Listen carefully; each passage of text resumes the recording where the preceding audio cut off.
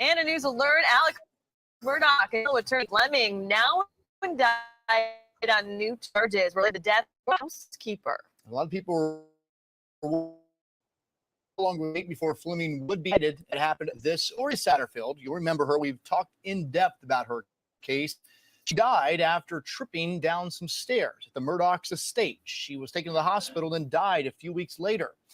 Well, now Alec Murdaugh is accused of stealing millions from her boys. According to this indictment filed on March 10th, 6 days ago, Murdaugh and his one-time bestie, Corey Fleming, worked together to steal millions from insurance company, the Satterfield sons, and her estate. Now, that is Murdaugh in court during a bond hearing recently. In an interview in September, the Satterfield family's attorney told us the Satterfield son trusted Alec Murdaugh to help advise them after their mom's death and considered them a part of their family. She'd been their housekeeper for years. And today, their attorney told us this: it is a golden day for justice, a sad day for our legal profession. Nothing that Corey Fleming or Alec Murdaugh did at the front of judge that benefited my clients. It was all done to benefit Alec Murdaugh and Corey Fleming themselves. These indictments come as the homicides of Paul and Maggie Murdaugh remain unsolved. While little has been said about their deaths recently, Alec Murdaugh does remain a person of interest, according to his own attorney. The last release of any significant information on the deaths of Maggie and Paul Murdaugh came when state agents released the 911 call in July. That was heavily redacted in those police reports. And then our exclusive interview with Murdaugh's own attorney, who called him a person of interest. Now, Sled has not commented on that or named any suspects and have not publicly cleared anyone.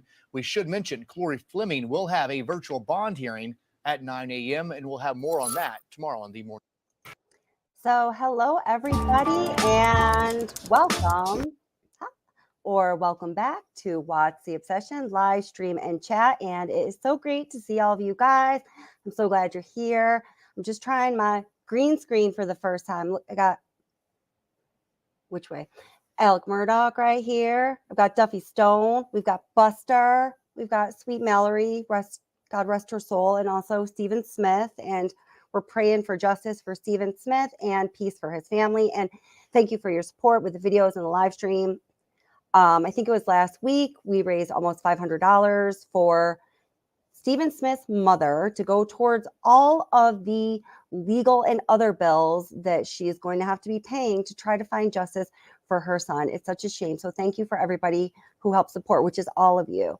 So thank you for being here. Kezchik, Anaphylaxis. Hi, guys. How are you doing? Hey, Jody is cool. Edward Schwank. Hi, Ara. So nice to see you guys. Hey, Steph MP. How are you doing? Hey, Molson Man. Molson Man, I was just talking to Kathleen McKenna Houston, or is it it's just Houston now, right? And also Tim this evening. I had some emails from them and I hadn't returned their emails just because I hadn't checked them. Now you an email. Sorry about that, guys. And she's going to come on sometime soon. So I'm really excited about that. So Kathleen McKenna Houston is going to be coming on sometime soon. She is the woman who wrote the book, Murdaugh, She Wrote, and has all kinds of juicy scoops about Alec Murdaugh and his insanity. So, hey, Kay Braze, I sent you an email earlier. It's great to see you. I hope you're doing well. Hey, Gregory, how's it going? Nice to see you also. And let me see, just go up a little more here. Hey, Ben Hart, how are you doing? Welcome. Nice to see you. And Anna, oh gosh, I'm going to butcher your last name. Anna C. Good evening, Anna C. Welcome. I'm so glad you're here. And Honey Bun, it's so nice to see you also. Macrotus J, I'm so glad you're here as well. And anyone else who just came in, welcome. Say hello. All of you watching the replay, welcome. So glad you're watching. And I'm really glad you're here. Can't wait to hear what you guys have to say. Hey, Sharon Norris, how are you doing? Just saw you said hello and hi right back at ya. Yo, yo, yo, it has been too long, honey, but I'm glad to see you. So, my gosh. So what do you guys think? I want to put up a poll. Give me a second to put up a poll here. I want to ask you guys who thinks, let's see, how do we word this so it can be yes or no? Do you believe Gloria Satterfield death was an accident. And many of you probably know exactly who that is. That is the Murdaugh longtime housekeeper and mother figure to Paul Murdaugh, who we listened to a little bit of the 911 call during the last live stream, that apparently fell up the stairs, a total of 8 stairs, at the Murdaugh estate at Moselle, and hit the top of her head and was bleeding out of the top of her head and her ear, to which Maggie and Paul rendered no first aid immediately, at least, because they were not clear about what they should be doing when the 911 dispatch operator asked them if they'd put pressure on the wound. Do you think that was an accident? So there's a poll up right now, so you guys can go ahead and answer that poll when hell freezes over, says Gregory. I feel ya. No, not an accident. Yeah, if you want to answer that poll, that would be great. Sometimes we like to see, X amount said yes, X amount said no. Denise, hi, Denise Gibson, welcome. How are you? And Denise says, I think Gloria was not an accident. Yeah, nope, I don't see anybody that does think it was an accident. I wonder if that case will ever be reopened. Well, the interesting thing is, her death is absolutely tragic, of course. Tragically interesting thing is the number of connections between the people who were connected to Alec Murdaugh, who were involved in the corrupt Gloria Satterfield case, the Stephen Smith case, the boating accident case in representation of Mallory Beach and Connor Cook. The list goes on and on and on. So I'm going to play you a little bit of a video that I had uploaded just because it has the information in it that I want to pose to you guys this evening. Now, please do forgive me. When I uploaded this video, I heard from a lot of people there were some typos in the overlays that I put up. I am so very sorry. I was working really hard on creating that video, and by the time it was like almost ready to go to production and I do those overlays last, I was exhausted. It won't happen again, I promise you. Okay, so I do apologize about that, and please do forgive and try to understand. I would appreciate it.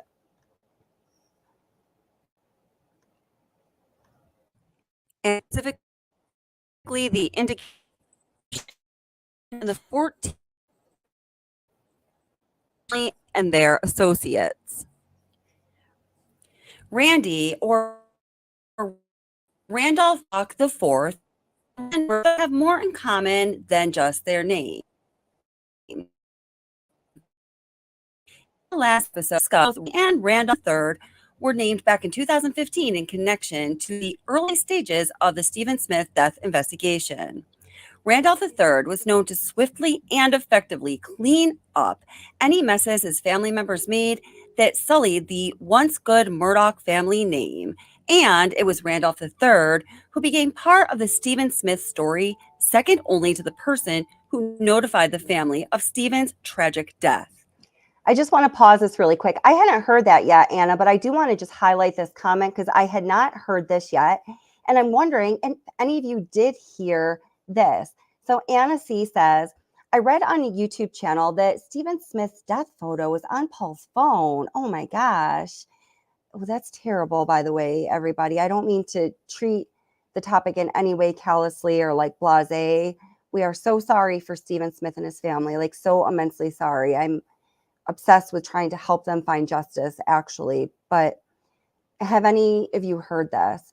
And then Anna goes on to say, and I think Alex saw it, and that was a motive to kill Paul too. Paul probably showed his mom too.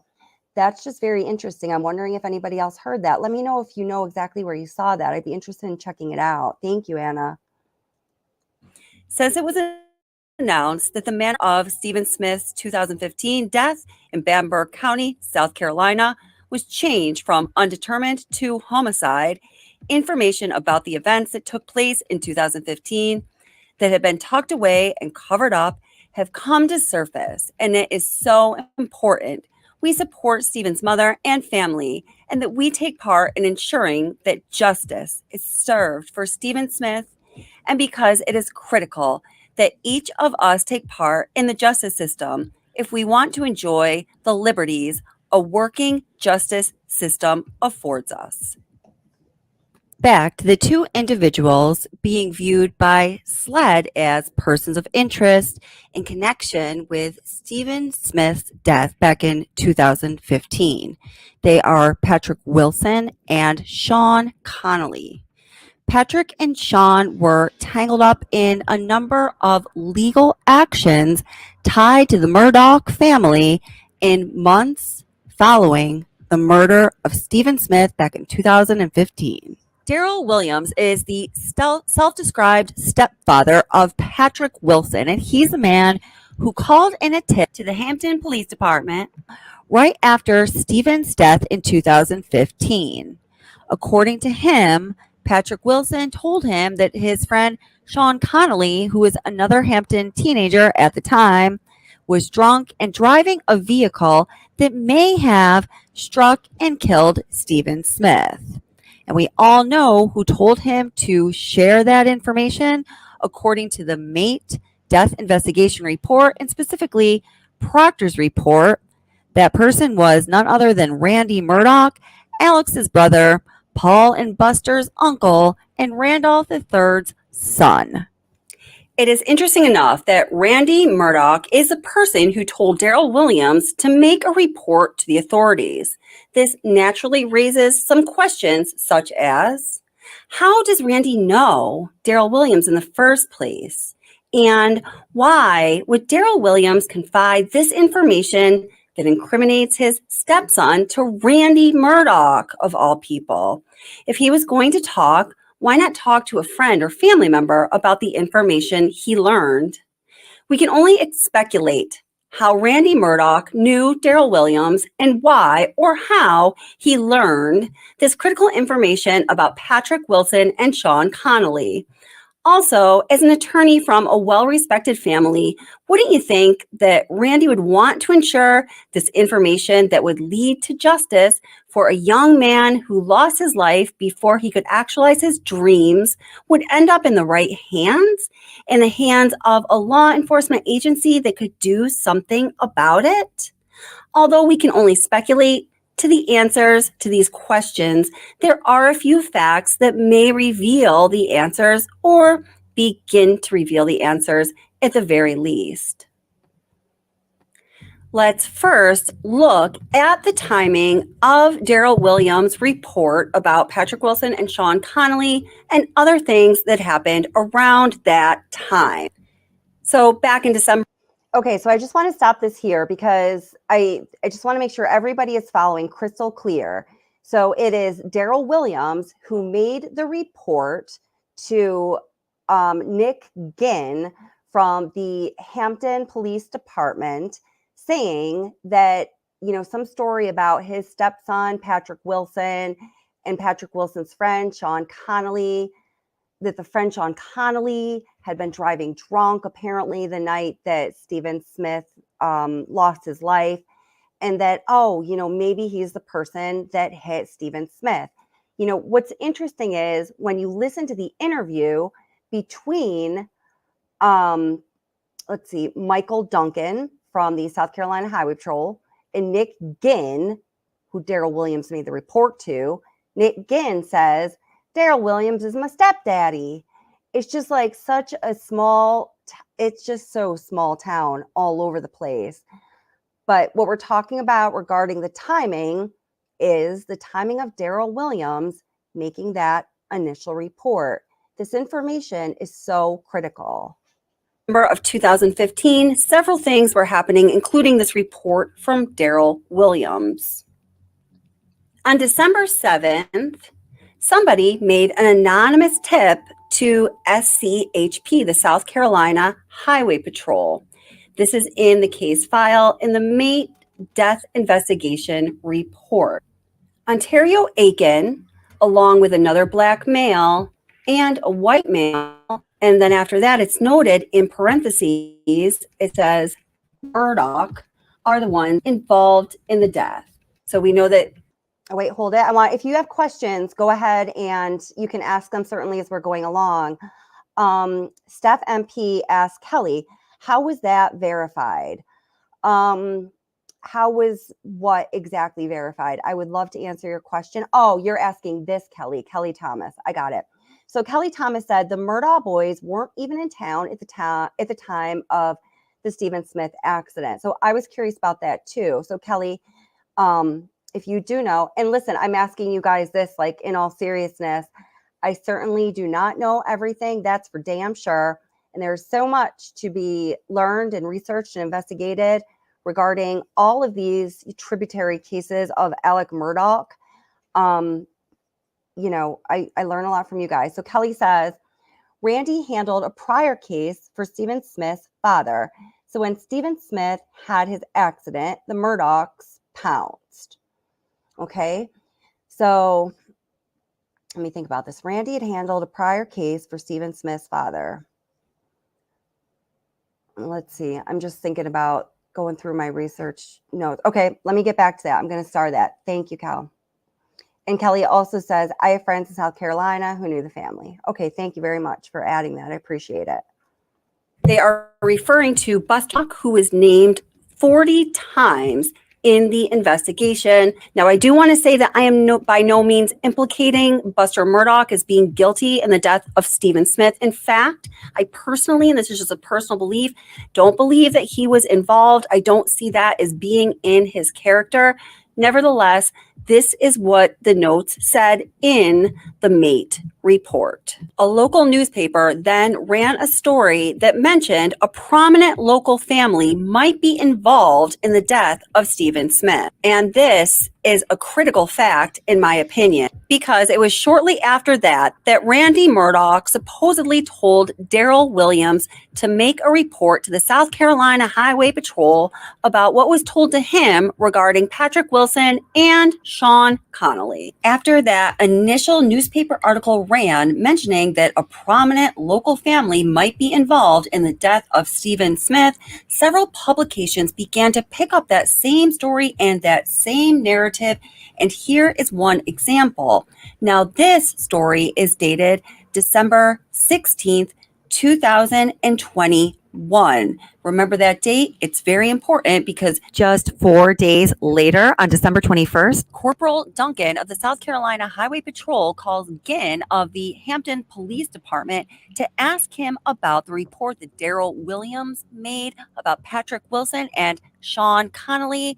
That was, of course, the result of Randy Murdaugh's urging Williams to make that report. Thank you to my smart and caring viewers and moderators who reminded me to add allegedly. I'm just going to read a portion of the article entitled The Lawyer Who Tried Faking His Death and the Writer Exposing His Crime Dynasty.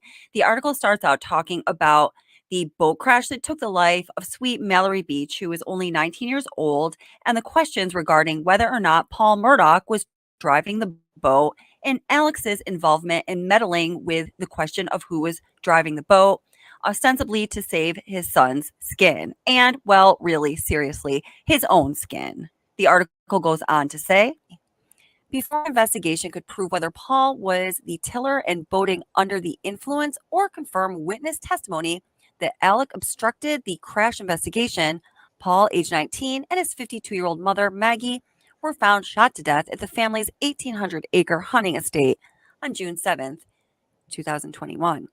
3 months later, the narrative was further confounded by conflicting reports that Alec had been shot in the back of the head and left for dead on the side of the road. He has since admitted the scene was staged to grease a $10 million insurance payout for his older son, Buster, himself rumored to be involved with the unexplained death of 19-year-old nursing student named Stephen Smith in 2015. This was before Alex's partners cut ties amid allegations that he embezzled the family law firm out of millions.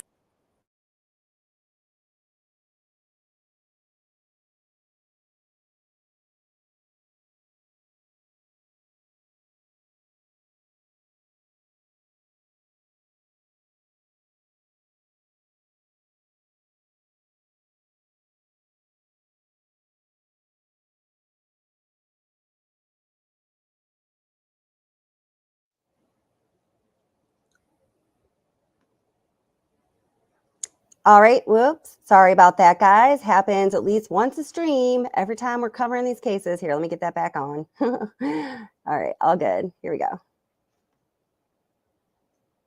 To fund an insatiable opioid addiction.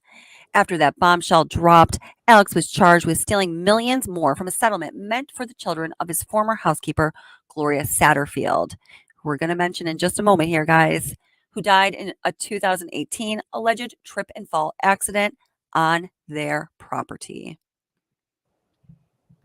The article does not end there. If you would like to read it, I'm going to leave the link in the description box. This case that we've got, I'll go over a little bit about. We've got some information, about certain things, and this was So this is one of the typos. This is actually December 21st, 2021, and I really wish I could correct that because the timing is critical. So what you've kind of gathered so far is this, guys. It was in the beginning of December 2021. I got to get that date off of there. Oh my God, I can't. Okay, whatever. 2021, that the article for the first time had mentioned that there is a prominent local family who might be connected to the death investigation or to the murders of Stephen Smith. It was shortly thereafter when law enforcement started to actually actively probe this supposed call from Daryl Williams to Nick Ginn, who is one of the people on this phone call right now. It's Michael Duncan from South Carolina Highway Patrol is calling him. And they actually started to look into that connection. After 6.5 years, the timing is extremely curious. I believe a Patrick Wilson.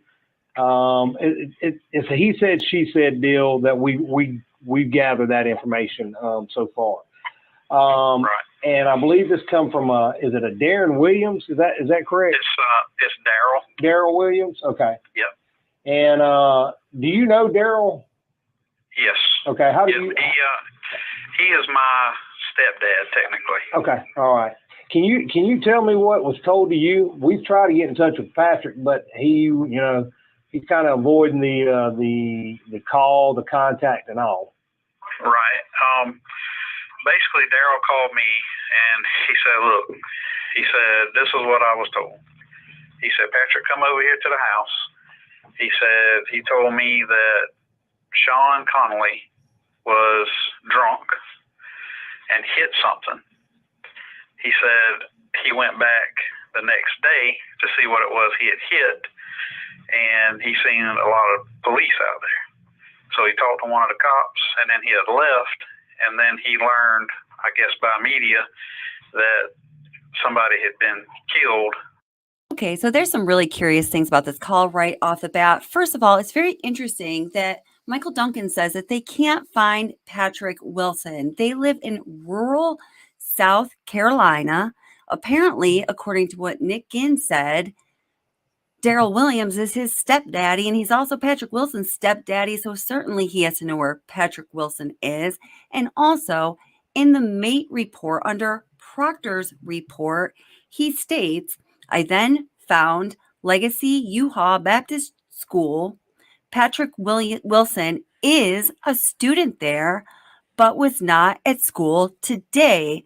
So you see, their big problem, and I'm talking about law enforcement now, is one of the things they were not able to do is actually talk to Patrick Wilson, who was implicated in the death of Stephen Smith, according to this Daryl Williams, over 6.5 years in a county of just over 18,000 people in rural South Carolina, when they know where the kid went to school. I mean, this is just, as always, pure insanity. Well, dang, can't they go back to the school tomorrow or the next day or next week? But guys, remember, it really is all about the timing. It's very curious that in December 2021, and remember, Stephen Smith was killed on July 8th, 2015. It's very curious that in December, when those newspaper articles started running, the first one around December 7th, and then on December 16th was the article that I read an excerpt of just a little bit earlier in this video. Then all of a sudden on December 21st, law enforcement is taking interest in the Stephen Smith death investigation. So wait. 6.5 years have passed with no progress being made, no investigation happening into Stephen Smith's death. And all of a sudden, after these newspaper articles start running, implicating the Murdaughs in wrongdoings, all of a sudden they are interested and they are investigating, but they don't seem to really know much about anything or have any sincere interest in solving the death investigation of a 19-year-old young man who had nothing but a bright future ahead of him, which lends to the question, were they really trying to solve anything? Or were they all in on the gig? Was the fix in? Did they all know that perhaps, maybe, possibly, allegedly, Patrick Wilson and Sean Connolly were decoys so people would look the other way? Now, if you know me and know my channel, you know that I am not into conspiracy theories. I am not into anything that is not founded in evidence, but I am willing to ask the critical questions. So let's go back to what we know. What else do we know about Patrick Wilson and Sean Connolly? Well, we know that Patrick Wilson was charged with attempted murder on April 17th, 2015. Apparently, Wilson was in his car. Sean Connolly was his passenger. Wilson got into an argument with another guy in a car, and he pulled out a gun and fired it at the man's car, or in the direction of the man's car. The man that he fired the gun towards, or at least in his direction, had 2 passengers. According to the testimony of the 2 passengers in the car and the man driving the car, they were all afraid for their lives. In August of 2015, Patrick Wilson was indicted by a grand jury on the charges of attempted murder and assault and battery. While Patrick Wilson was out on bond, the family that he shot at filed multiple harassment charges against Patrick Wilson. Of course, Patrick Wilson needed an attorney to help him out in this really troublesome legal situation. And would you ever believe who Patrick Wilson's attorney was that represented him when he was facing these charges? His attorney was close friend of the Murdaugh family, Corey Fleming. Now, I just want to stop right there. I was just saying hello to Jeannie Ramsey. How are you doing, Jeannie? And welcome. And hi, Daisy. Welcome. How are you doing? And Michaela, if you can email me, I'll send you the link to that straight away. It has my name on it, and I can't seem to get it off there, so I just don't want to broadcast it. So that would be amazing. Jeannie Ramsey, would you be willing to come up when this is done and give us a little preview of what we are looking into next as far as the ties that Corey Fleming and others have to this case and more? If you're too tired, I totally understand. And if you're willing to, that would be amazing. So Corey Fleming, remember this name. This man is all over the place. Alec Murdaugh's dear friend, Corey Fleming. Corey Fleming is the same person who Alec Murdaugh referred Gloria Satterfield's son to represent her children in a civil suit against him for her death on his property. Oh my gosh, this is so twisted. The long and the short. But there's so much more. Oh my gosh, it is so super twisted. Of Corey Fleming's story is that his law license is temporarily suspended. And, well, a bit more than that, too. Listen to this. 44 pages, 4 new charges against Alec Murdaugh and 18 charges against Corey Fleming. That indictment by a Beaufort County grand jury states that Murdaugh recommended his good friend to be the lawyer for the Satterfield family, and then together they allegedly stole millions in insurance money. It's the first time Fleming has been charged, but Alec Murdaugh's own lawyers have brought up his involvement before. Land and those guys have already settled the case with Corey Fleming. They're beat. Go your. I mean, it's amazing to us that the focus Sorry, is this on audio that I just picked up was Alec. There are bad. other people It'll get who better in a minute. participate in this process. And apparently that grand jury was listening. Fleming now facing charges ranging from money laundering to computer crimes, criminal conspiracy, making false statements, and breach of trust, all stemming from the alleged scheme to steal more than $4 million in insurance money from the Satterfield family after Gloria Satterfield died in an apparent accident at the Murdaugh's home in 2018. Alec has already been indicted for stealing money from her sons. This new indictment says Fleming also took part in the fraud, using the insurance money meant for Satterfield's to pay for his own mortgage and, quote, his large credit card debt. Now, would you believe there's more? Corey Fleming also temporarily represented Connor Cook in his lawsuit in 2019, and in both the case of Gloria Satterfield and Connor Cook, there's lawsuits against Corey Fleming for wrongdoing in those cases. It seems that whenever Alec Murdaugh had a problem he needed handled, Corey Fleming was his man. He was right there to represent whoever Alex Murdaugh needed manipulated or leveraged or shut up or covered up. Corey Fleming was his man. Hey, American So Princess. going back to Patrick Wilson and Sean Connolly, who are persons of interest in the Stephen Smith death investigation. Remember, my friends, it is all about the timing. Wilson was charged with 3 counts of attempted murder on April 17th, 2015. That means at the time of Stephen Smith's death on July 8th, 2015, Patrick Wilson was facing those 3 attempted murder charges. With Corey Fleming as his representation, whatever happened of those charges against Patrick Wilson? Those charges were dropped, null pros, not prosecuted, with no plea deal. Those charges were dropped by 14th Judicial Circuit Solicitor Duffy Stone. Yep, that's right, Duffy Stone, who preceded Alec Murdaugh's grandfather and then father is 14th Judicial Circuit Solicitor, and the same Duffy Stone who gave Alec Murdaugh his badge.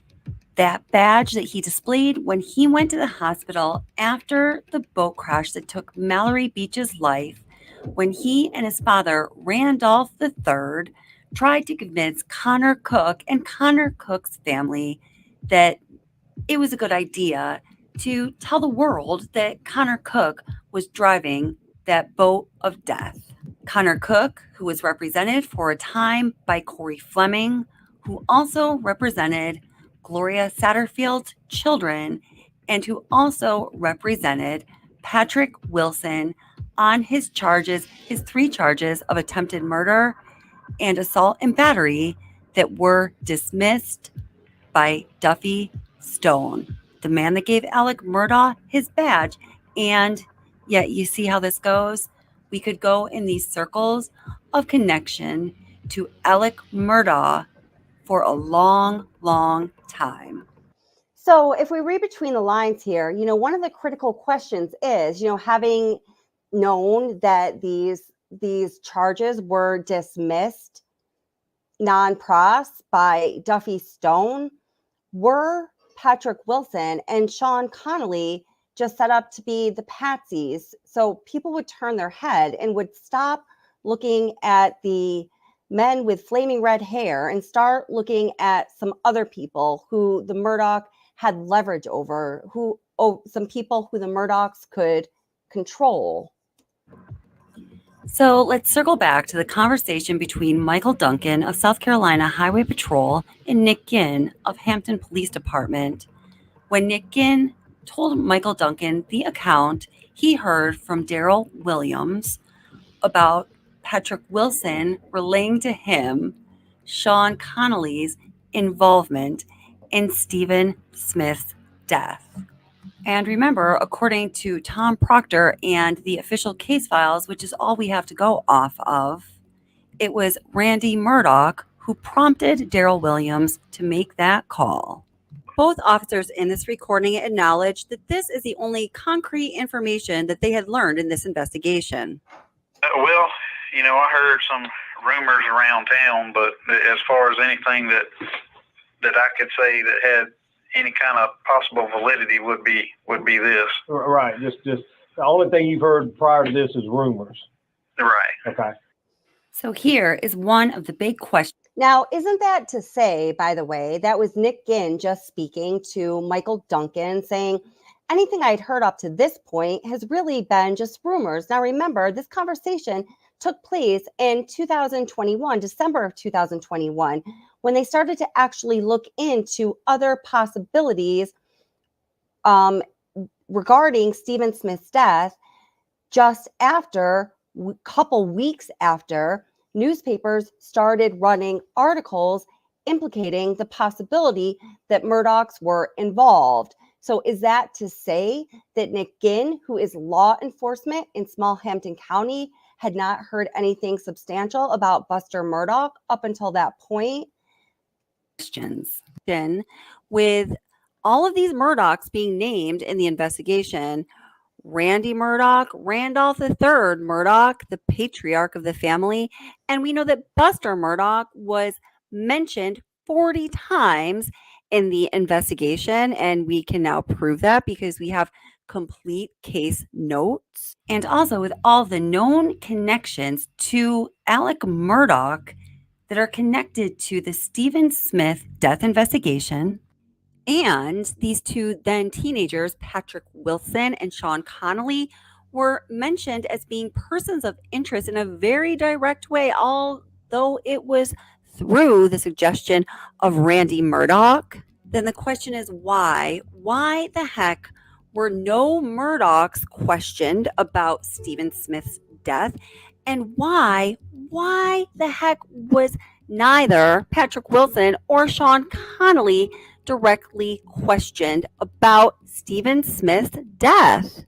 Well, we know the answer, and if you watched my last video, you definitely know the answer, and that is because Dr. Aaron Presnell ruled the manner of Stephen Smith's death to be undetermined and the cause of death to be a vehicle accident, although it flies in the face of any and all evidence and lack of evidence that existed at the scene where Stephen Smith's car was found, and then the scene 3 miles away where Stephen Smith's body was found in the middle of the road in the center line of the road. Let's talk about the other part of a death investigation, which is the autopsy.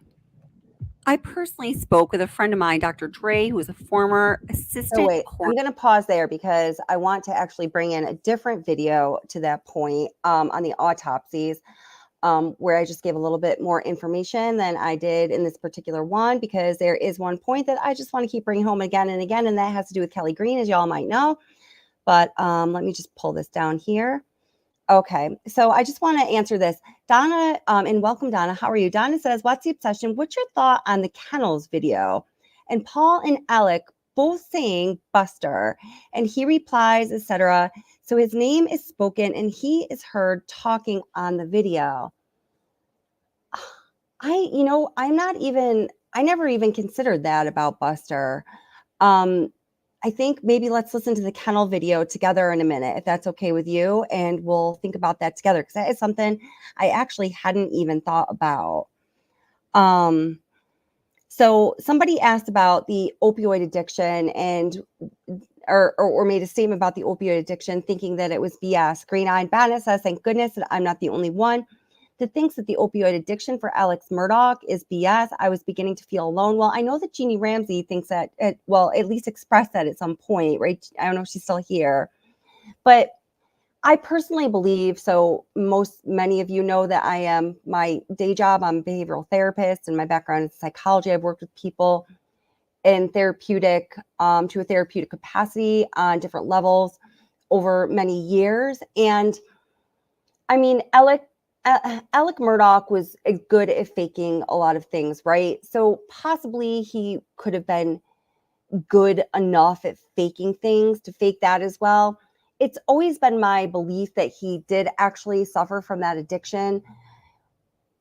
What he says and how he recounts, you know, the pain and the symptoms and things like that are exactly like hearing a person talk who has been through that addiction and for one reason or another is on the other side of it. You know, in his case, I think it's because he was incarcerated and perhaps he obviously could not continue that addiction to the degree he did. But, you know, I could be wrong. It's totally possible. So here, let me bring in a different video here real quick. Oops, gotta shut that down. And yeah, thanks. I guess my channel just hit 30,000 subscribers. Thank you all for subscribing and for being here. If you haven't subscribed yet and you're watching this, please do subscribe if you would like to get the notifications from this channel. And thank you guys.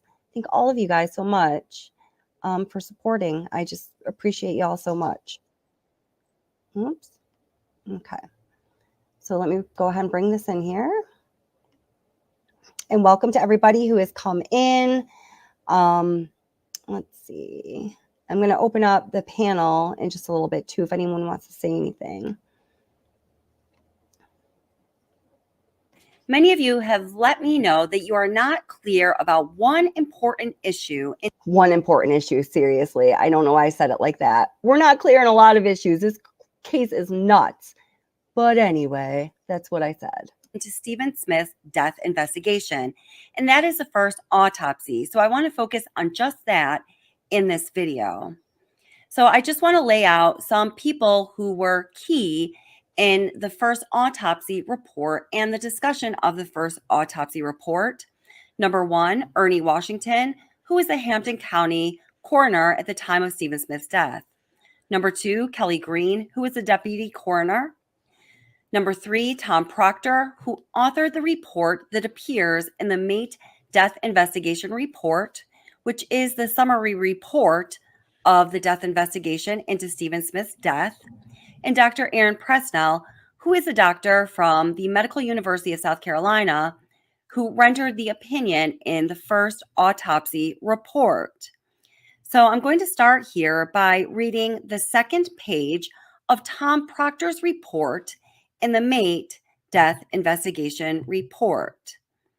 Tom Proctor says, I spoke with coroner. Now, I just do want to say that this is where you're going to find the mentioning of Hampton County Deputy Coroner Kelly Green as being fired.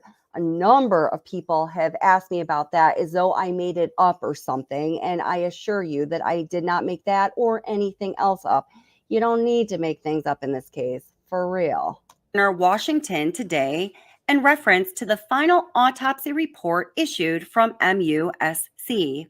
He faxed me a copy of the report and told me that he does not agree with the pathologist stating that the victim was struck by a motor vehicle. We discussed the fact that the report states the cause of death as blunt head trauma, motor vehicle crash, pedestrian versus vehicle. Then the manner of death was undetermined. I would think that the blunt force head trauma would be the cause of death, and the motor vehicle crash would be the manner the trauma was delivered to cause the death. The pathologist also states in the report that in light of historical information along with the autopsy, these conclusions were made. To what historical information she possessed, I am unaware.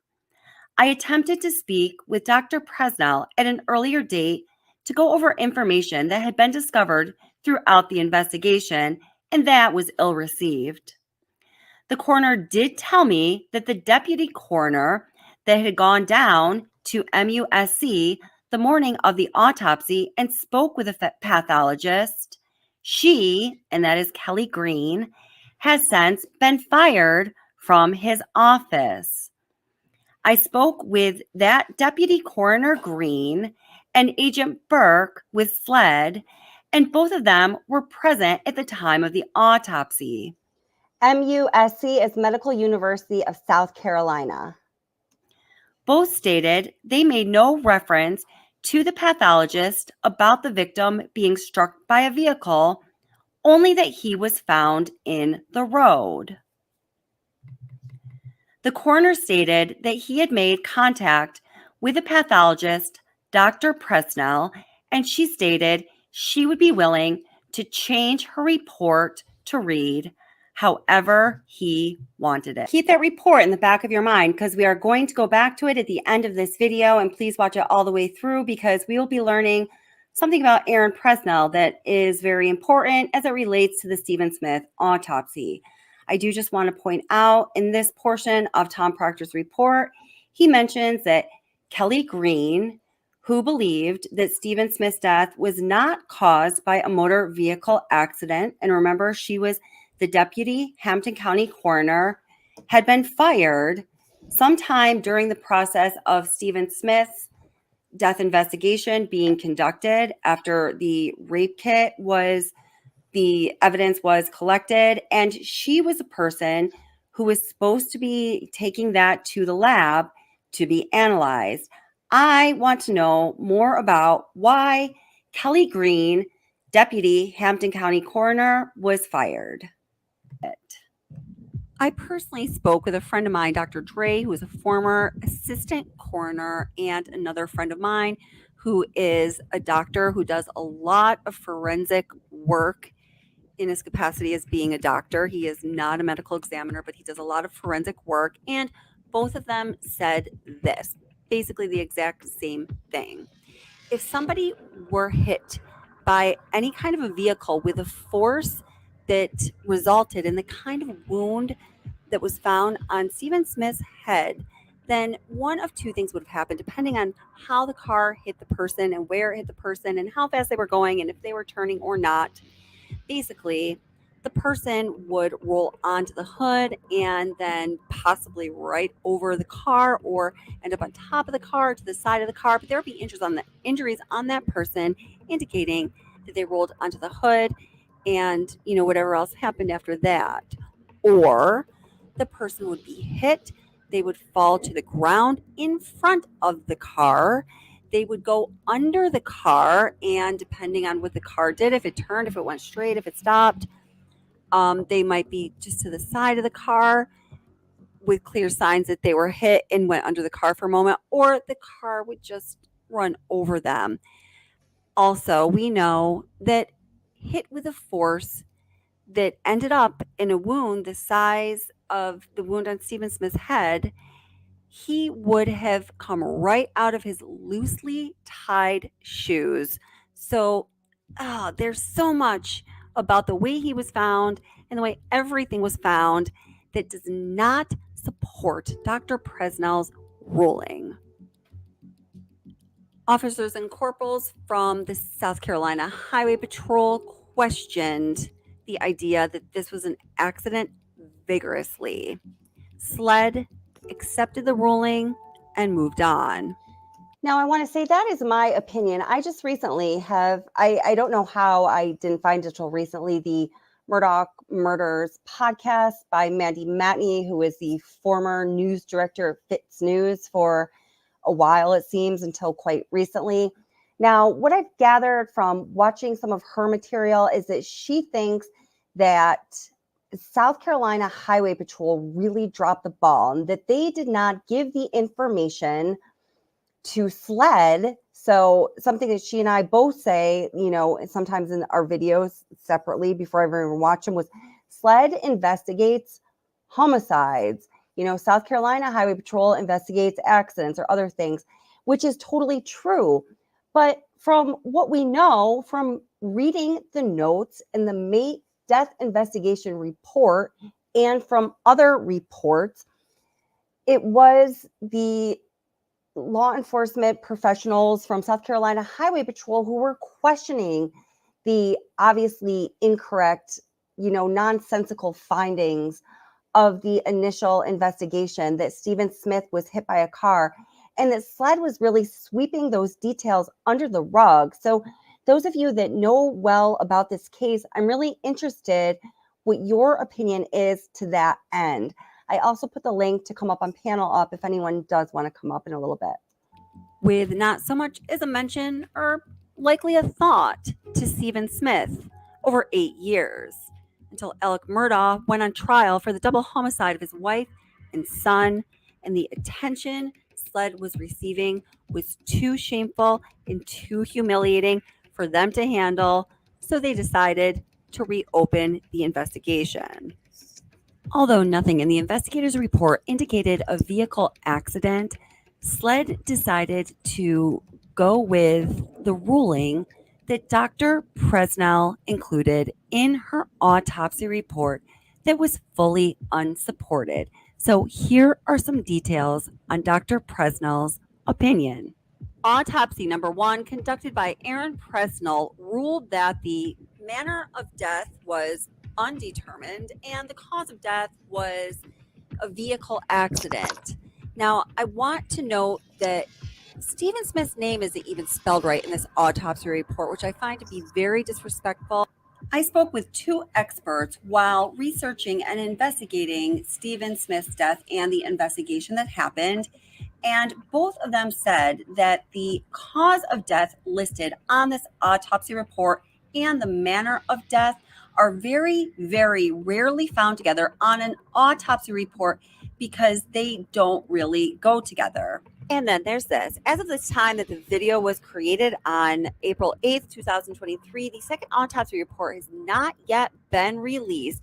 But a person who was in the autopsy suite, as she says, when the autopsy was conducted, has this to say. There was no debris in the road. Typically, when you find a hit-and-run motor vehicle accident, you'll find debris from the grill or the mirror or something of that nature, and there was none.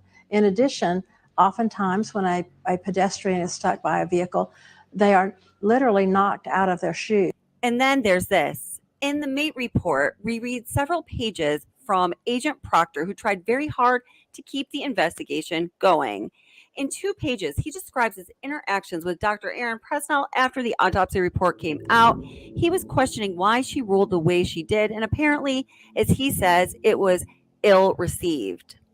The coroner at the time, Washington, eventually spoke with her, and the conclusion of their conversation was this, and I'm reading from the last sentence on this page. The coroner stated that he made contact with the pathologist, Dr. Presnell, and she stated that she would be willing to change her report to read however he wanted. And then there's this, and what I believe to be a channel exclusive. I did some deep digging on Aaron Presnell, and I found a case from Colton County, South Carolina, where a gentleman named Mr. Larios died while he was on the job, and a second autopsy concluded that he died from electrocution. Dr. Aaron Presnell in this report goes on to describe many injuries that she says he had, and her opinion was that he died from blunt force trauma. In this report, it describes what she said, noting that she made absolutely no mentions of electrocution. The end of this report goes on to talk about how the coroner gave her a call and had a discussion with her, questioning her findings, and she started to basically back off her findings in the autopsy. It doesn't sound like she is very confident in the opinion she renders in her autopsy reports. Now, does it? I typically like to end a video with some kind of summary, some kind of a summary statement. However, for this video, I think we are left with more questions than we have answers.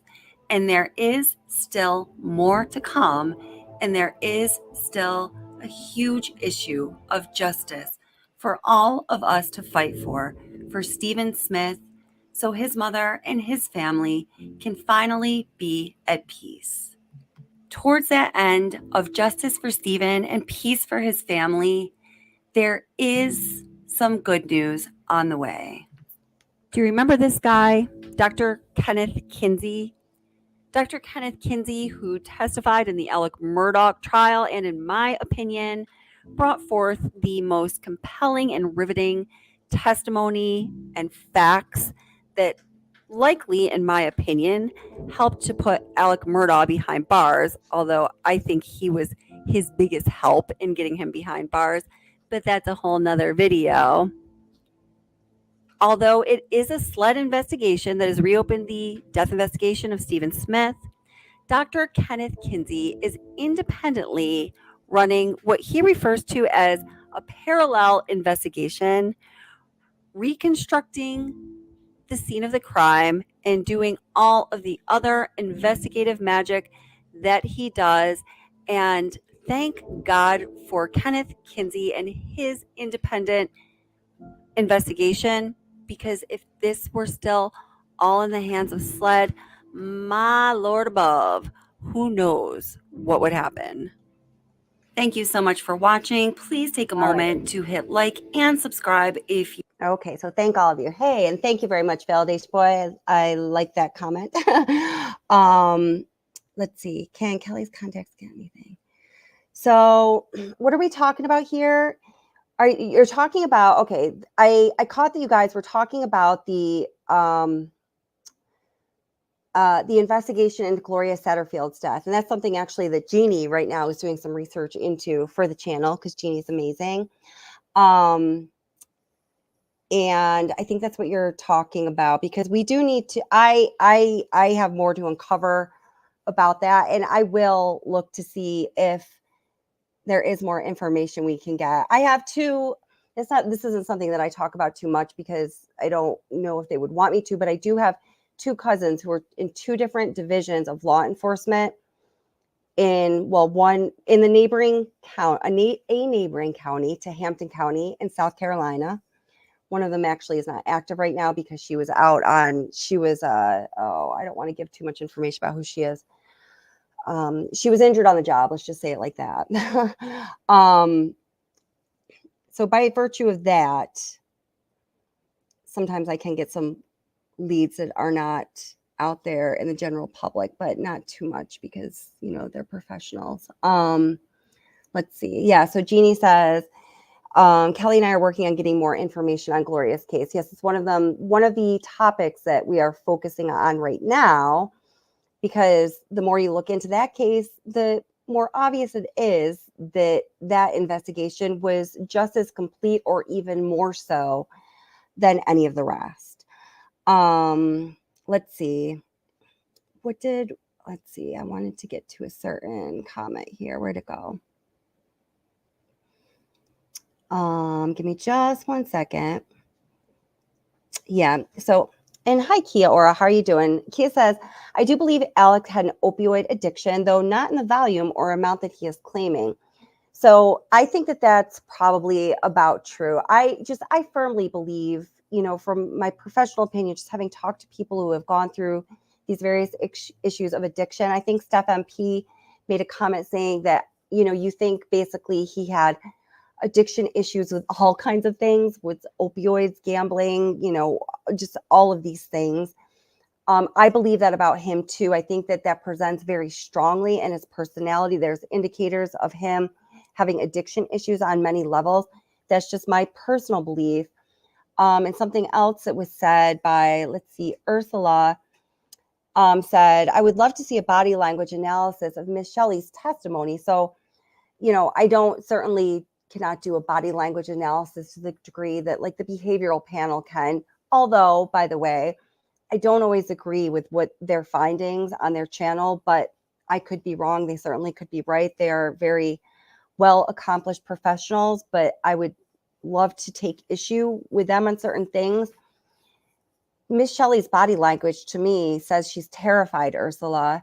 That's definitely what I see in her testimony. I think that she is terrified to say what she has to say, but I think that she made a decision that she was going to do the right thing and tell her truth.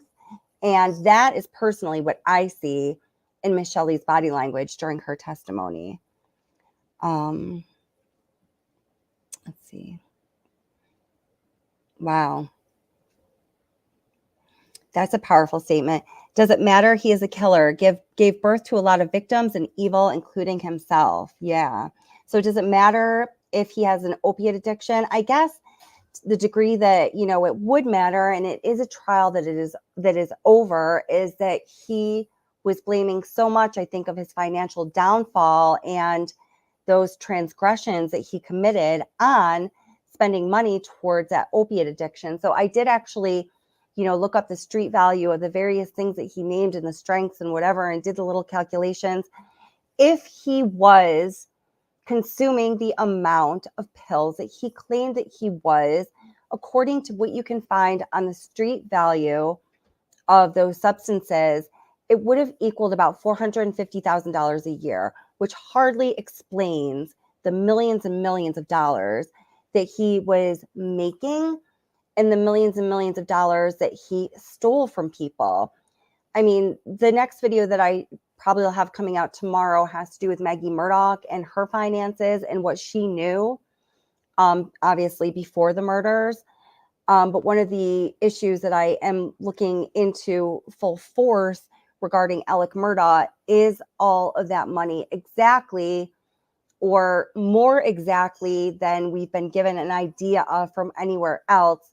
What was the number of dollars that were coming in, combined with the number of dollars that were stolen, minus the number of dollars in expenses that we can reasonably extrapolate, and what is that difference? And let me tell you, what I'm finding is that difference is huge. There's so many unanswered questions regarding where that money went. Yeah. So, let's see. So yeah, and Jeannie Ramsey says the autopsy is sealed automatically due to the state of South Carolina, and that is definitely true. But given that, I guess that's kind of a question to you, Jeannie.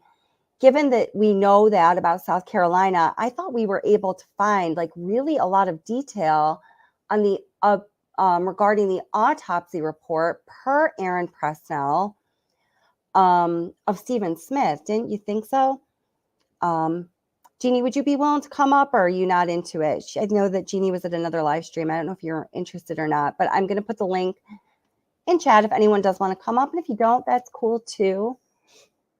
But if anyone would like to voice your opinion, you're certainly welcome to.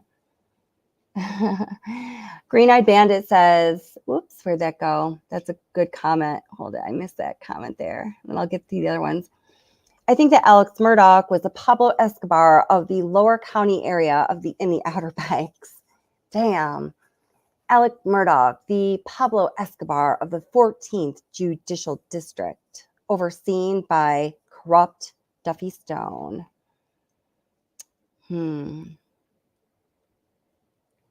Let's see.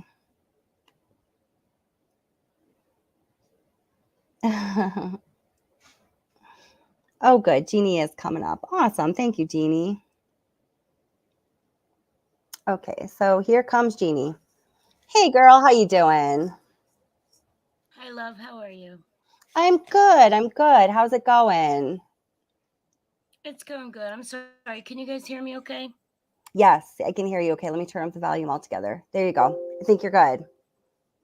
Okay. All right. So I know people had a couple of questions. So they were asking if they were talking about Miss Gloria Satterfield, and they were asking if things could be unsealed because of what's come out about the Murdaughs. Now, they can, but remember, Miss Gloria's death was ruled an accident. Right. And they have not, at this point, gone back and declared it anything different. Although I believe Kelly too, we believe possibly it wasn't maybe completely entirely an accident. That's my thought. That's my thought too. There's way too much. There's way too many other things going on around it. So I don't believe that it is. Yes, I've been digging as much as I can. It's possible we may have to reach out to family, which is a way we can go. They may release some of that to us. I've done that in the past. Because like I said, yes, we do see that Stephen's information is out there, but Stephen's was an accident. There was a mate investigation. All of that was collected, and originally there was just the autopsy report, not the actual autopsy findings. And now, the goodies you found, and then a couple days later, the whole world had it. Yeah. We're still not sure how you got it first, but it was my little present from the Murdaugh fairies. Exactly. I don't know that we'll get that kind of thing with Miss Gloria, but it hasn't stopped me from searching. I'm still trying. the other route that I can go, like I said, is with family. It would help. In some states, it helps if you're in the area. Sure. If you can go and apply for things. It really hinders us that they seal autopsies and they seal, with medical records and HIPAA being the way that they are, that doesn't help us either. People were asking if she had a toxicology report. She was in the ICU for, I think it was 14 days after. So they may have done blood work, but I don't think that they would have done, I'm not sure they could have done toxicology. I don't know that they would have had a reason to. She was and she was in her 50s. She had what they would have considered a slip and fall. They might have thought she was tripped by dogs, falling down the stairs. She was in the ICU with a head injury. I don't know that they would have thought to do toxicology. They might have done a blood draw just to see where her blood cell count was. But someone asked if she could be exhumed for another autopsy. I don't think they did an autopsy. I'm not sure, but they did not do an autopsy. The family opted for no autopsy. I didn't think so. So all we would have would be the information that was from the ICU, which is very securely in her medical record, like belted behind HIPAA. And right. I'm pretty sure the only person that could pry that out is family, unless Sure. it's leaked. The more that this story gets dug into by people like you and I and other people, maybe more will come out. I think that it wasn't just the money around Gloria. That it's possible that it was just money, but it might not have been. There may have been a reason that Gloria fell. Right. It might not have been just that she quote unquote fell. There may have been a reason. Yeah. Definitely. I mean, do you have any thoughts on what that reason would be, or does anyone in chat have any thoughts on what that reason would be? People have said perhaps she found Alex pills, and she was going to. People had said before, perhaps she found his pills and she was going to Maggie and Paul stopped her, or perhaps she found something of Paul's and she was going to Maggie and Paul stopped her. Most people had said they thought Paul stopped her. I think just because Paul seemed like an angry boy, so people thought maybe Paul stopped her. Sure. And it was just, supposedly just Maggie and Paul there that day. I think it was confirmed that Alex was not there, so that would only leave Buster. And I think it was confirmed that he was at school, but that I'm not sure. Sure. There could have been anything. And she was there. She knew their secrets. Right. Absolutely. It could have been any number of their secrets, because the more we learn, the more we know. Man, did they ever have secrets? They had so many. And if Alex had this degree, how many did Paul have? What if Maggie had secrets we don't know about? Right. Yeah. It's hard to find information on her. It really is. Yeah. And I feel like almost like this conspiracy theorist, which is terrible. I've never really been like that. But the more names you give me, it's ridiculous. I keep seeing more and more and more corruption. And I feel like I said to you, if we pull on one more thread, the entire 14th judicial circuit is just going to fall apart. Yes. Yeah. Now there's lawyers and judges and, so who knows what secrets Maggie had, and maybe like I told you before, I have a very hard time understanding how she supposedly fell up or down the stairs and hit her head directly on top of her head. Yes. I don't know how that happens, but I do know someone could take something and slam it down on top of her head. Yeah. Yeah. I don't see any other reason why these three people who were in her life every day completely stayed away from the hospital that whole time. Yeah. I mean, when they were interviewed, the even Mallory Beach's family, but Morgan's family said that Paul was very close to her, that he carried a picture of her in his wallet. And Yeah. whether he was a raging alcoholic or not, at some point, he was very close to her. Why would he not even one time go visit her? Right. Yeah, I know. I know. I mean, we're not just one thing. We are not just an anger-filled person. We're not just an alcoholic. We have to have, dimensions to our personality. There had to be some part of him that cared about her. So what kept him from going in the hospital? Yeah. I don't. Yeah. I mean, I don't know. I mean, I can see Maggie as a person who would see Gloria as just the staff. And she didn't seem to know her age on the phone. She didn't seem to. She didn't seem to know much. Yeah. She was her contemporary, but she didn't seem to have a connection with her. So that I can see. I can see her staying away. That was just the help. That again. And Alex, well, that he wasn't there during the day, and that once again, that's the help. But Paul and Buster, I mean, what kept them? Was it their age? I mean, you tell me. You work with boys that age, or younger or older. I mean, is it?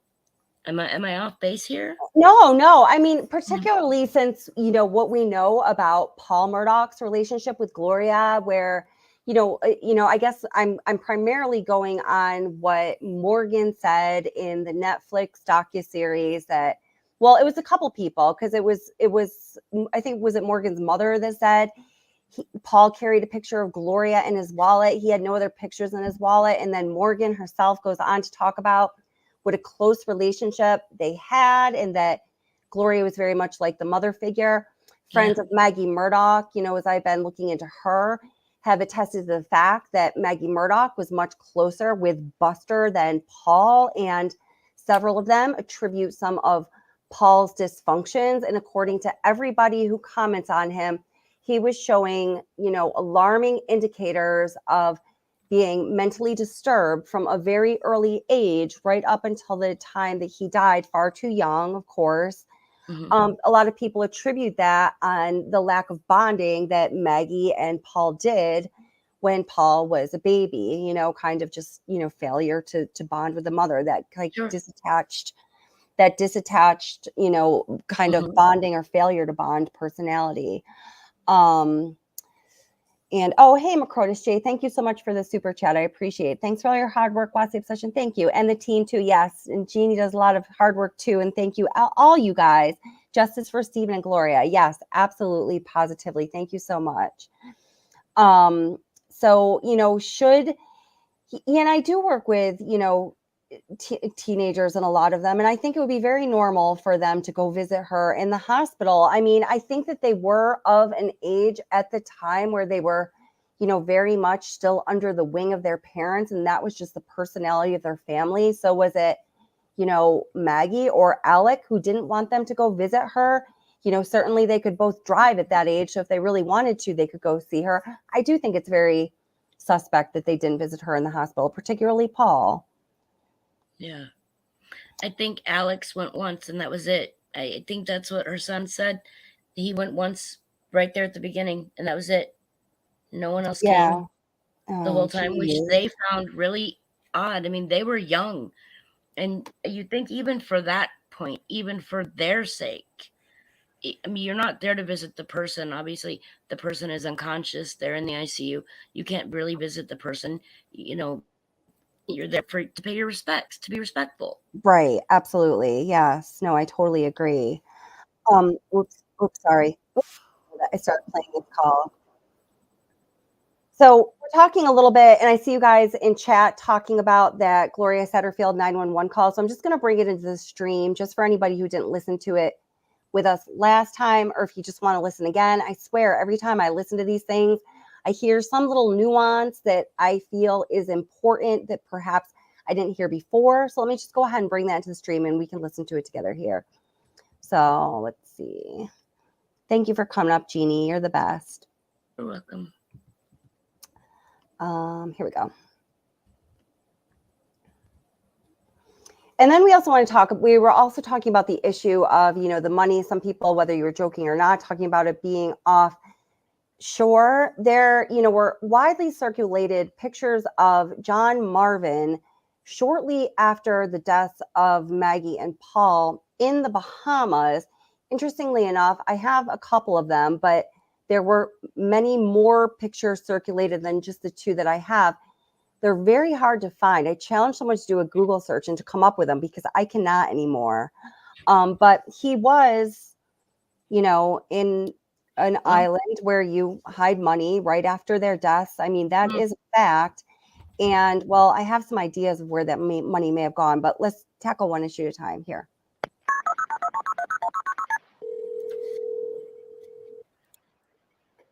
Come here. 911, where's your emergency? 4147 Moselle Road. Okay, can you give me the address one more time, make sure I got it right? Yes, 4147 Moselle Road. Okay, what's going on out there? I'm sorry? What's going on out there? My housekeeper has fallen and her head is bleeding. I cannot get her up. Okay, you said she's fallen in the head? Yeah. I'm not sure, like 58 maybe. She was 52, correct? Yeah. Yeah. Do you know if she fell from standing or not? No. No. Wait, did she say, did she fall from standing or not? Wait, let me go back to that. Sorry. Do you know if she fell from standing? She says, do you know if she fell from standing? And Maggie replies, no. I didn't catch that till just now. Strange. Or not? No. No. Where'd she fall from? She fell going up the steps, up the brick steps. Okay, so she outside or inside?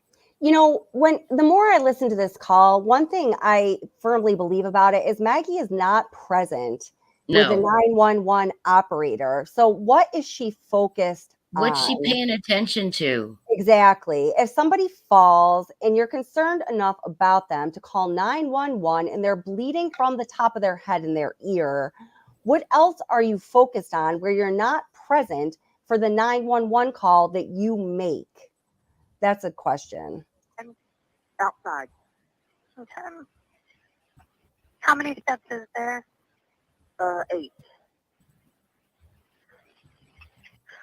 Okay, is she on the ground or is she up near the top? She's on the ground. She's on the ground. She's on the ground. Is she conscious? No, not really. Is she awake at all?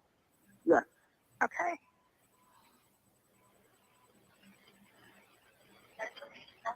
Is she just not like responding appropriately, but she is awake? Man, she's not responding. Okay, I've already got them on the way. Me asking questions does not slow them down, man. Knowing if she's conscious is one of the things that the medic needs to know if she's responding at all to you. No. Okay, so she's not responsive at all. Well, I mean, she's mumbling. Okay, so she is somewhat conscious. Is she breathing okay? Yes. Is she bleeding from anywhere? Yes, her head. Okay, are you guys able to control the bleeding? No. Can you put a clean rag or anything on it? Yeah, I got it. Okay, is she bleeding from like her face, the back of the head? I've got an ambulance coming. Sir, my name what? Where exactly is she bleeding from on her head? I'm not sure, at the top of her head. Okay.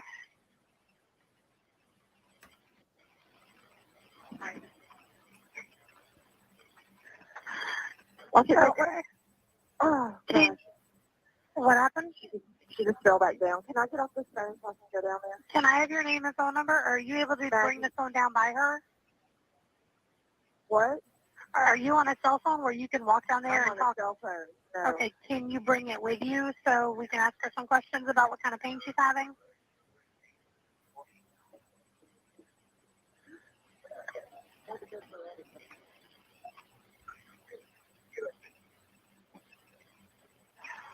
Hello? Yeah. Can you ask the patient what kind of pain she's having? Ma'am, she can't talk. Okay. Do you know? She's cracked her head and there's blood on the concrete and she's bleeding out of her left ear. Okay, she's bleeding out of her ear? And out of her head, she's cracked her skull. Okay. All right. The other lady said that she had tried to stand up and fell down again. No, I was holding her up. Okay. She told me to turn her loose, and she was trying to use her arm, but then she. See, that still bothers me. How he says, you know, she can't talk. She's just mumbling. She can't respond. And he says, I was holding her up and she told me to turn her loose. Yeah. Like, that's Like just she did very say specific. that. Yeah, that's very specific language. And it's simply not in line with everything else they're saying. Yeah. Fell back over. Okay. Do you guys know who she is? Yeah, she works for us. Okay. Do you know if she's ever had a stroke or anything before? Man, can you stop asking her questions? I already have them on the way. Me asking questions does not slow them down in any way. These are relevant questions that I have to ask for the ambulance. One of my questions is, has she ever had a stroke? I don't believe she's ever had a stroke now that I know that. Okay. Is she able to talk to you guys at all, or is she unconscious now? She's not unconscious. She's just mumbling. Okay. I believe she's maybe hit her head and maybe has a concussion or something. Okay. Maybe. Do you know what her name is? Gloria Satterfield. You said Sanderfield? Ma'am? You said Sanderfield? Satterfield. Satterfield. Okay, what's the house look like out there? It's offset off the road. Okay. It's a big house, got a long driveway. With a long driveway? Yeah. Is there a gate or anything down there that they're going to need to come through? There's two big brick columns that have to come through. Okay, but there's no, like, gate code or anything that they need? No, ma'am. And tell them that they can look for a fellow on a 6x6 Ranger. Okay. And who's the fella on the 6x6 Ranger? Who is the guy that's flagging down the ambulance? I don't know. Somebody said they thought they heard another male in the background, so maybe there was someone else there. Yeah, I thought that I saw that comment in the beginning. I think that you can hear two male voices. I've got to try to isolate the voices. That's a lot of work though, but we'll try to do it. Waiting on them in the road is green. You know what they probably know what the Ranger looks like. Yeah, you said like green. Got on a black sweater, a hat, and pants. Okay. All right. If something changes with her, if she loses consciousness or anything like that, I need one of you guys to call me back right away, okay? Yeah, you can count on that. Okay, well, how long is it going to take? Because this pickup. That I don't know. I've had them on the way since Maggie first called me. They were toned right away. Okay. All right, but I think they're coming. What did he say? Hang on 1 minute. Let me check. I don't know. Let me go back Kelly, there. Can you pause it? They're coming from. Yep. Go back a little bit. Yeah, what did he say? He said, how long is it going to take? Cause. Yeah, let me go back there. Let me go back a little bit. I'm going to go back about 20 seconds or so. Okay.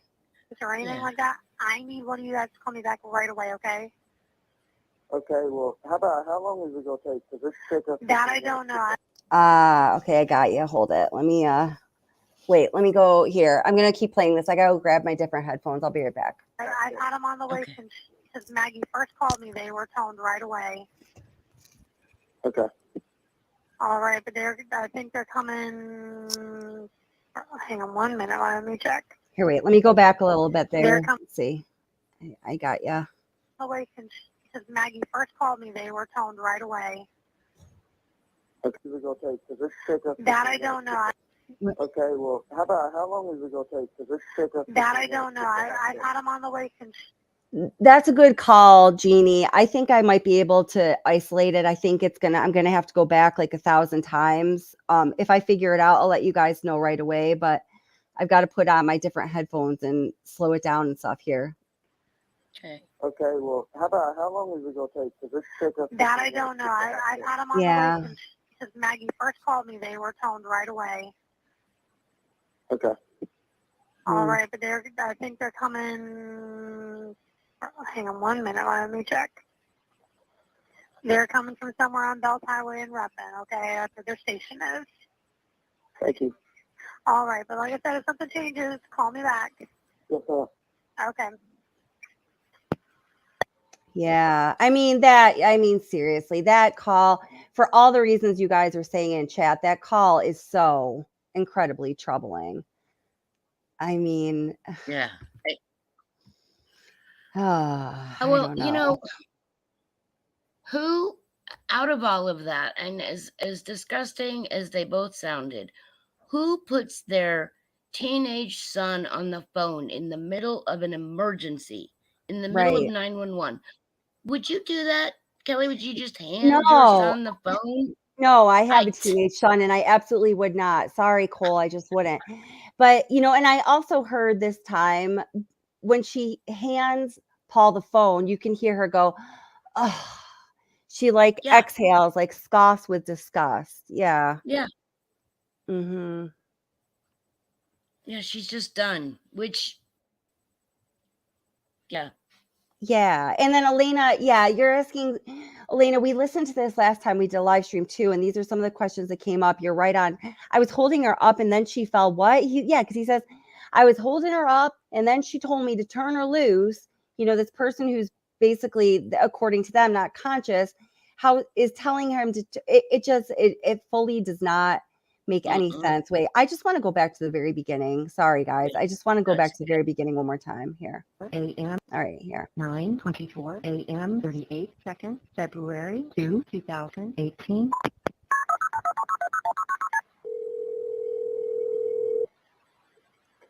Come here. 911, where's your emergency? 4147 Moselle Road. Hey, can you get... You can absolutely, first of all, hear two people in the background, and I swear one of them sounds like Alec Murdaugh. Hold it. After Maggie says her first, here, let's listen. 38 seconds, February 2, 2018.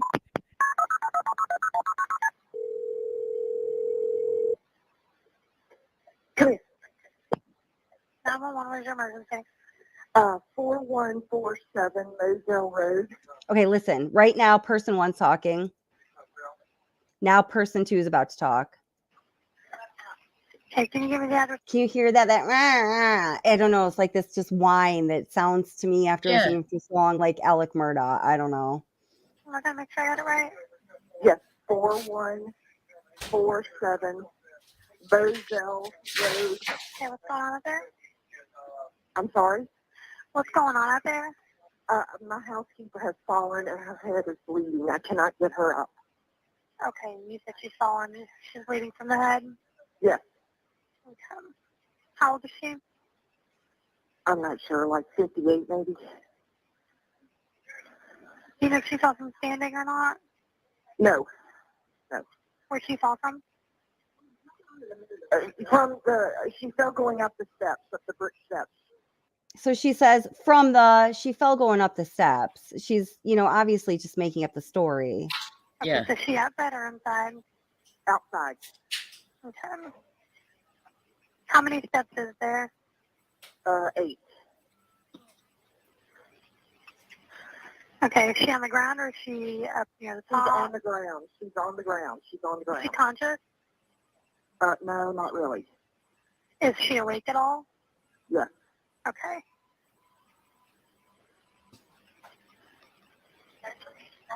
Is she just not like responding appropriately, but she is awake? Man, she's not responding.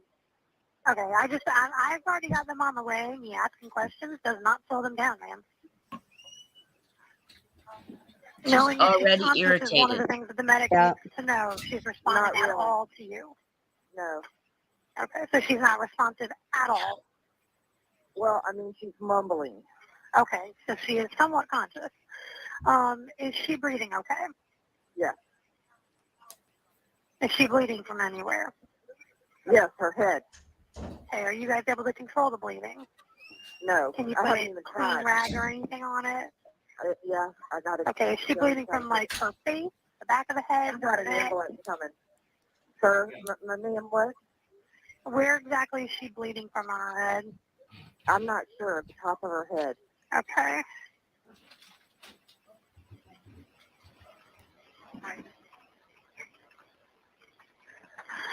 What's it okay?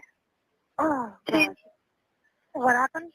She just fell back down. Can I get off this She phone? just fell back down. Can I have your name and phone number? Are you able to bring the phone down by her? What? Are you on a cell phone where you can walk down there and talk? Cell phone. No. Okay, can you bring it with you so we can ask her some questions about what kind of pain she's having?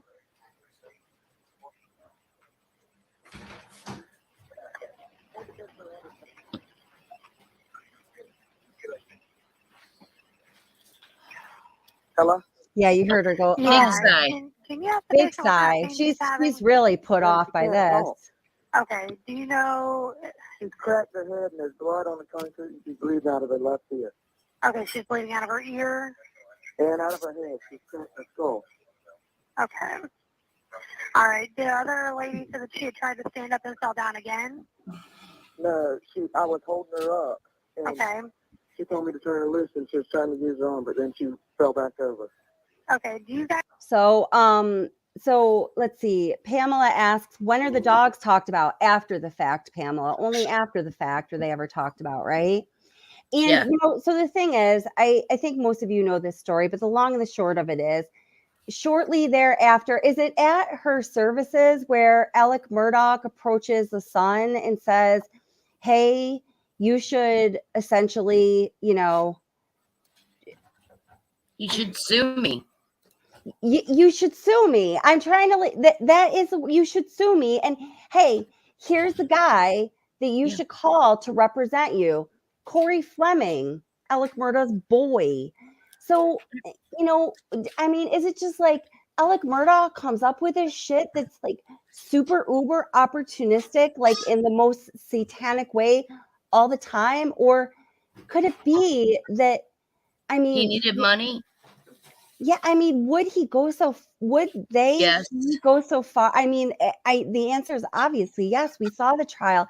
It's just so hard to wrap your head around to plan this murder so he could then approach the son, who I'm sure they looked at as being these simple people who are easy to manipulate and leverage, just like all of these other people they did the same with. Yeah. So the son could sue him.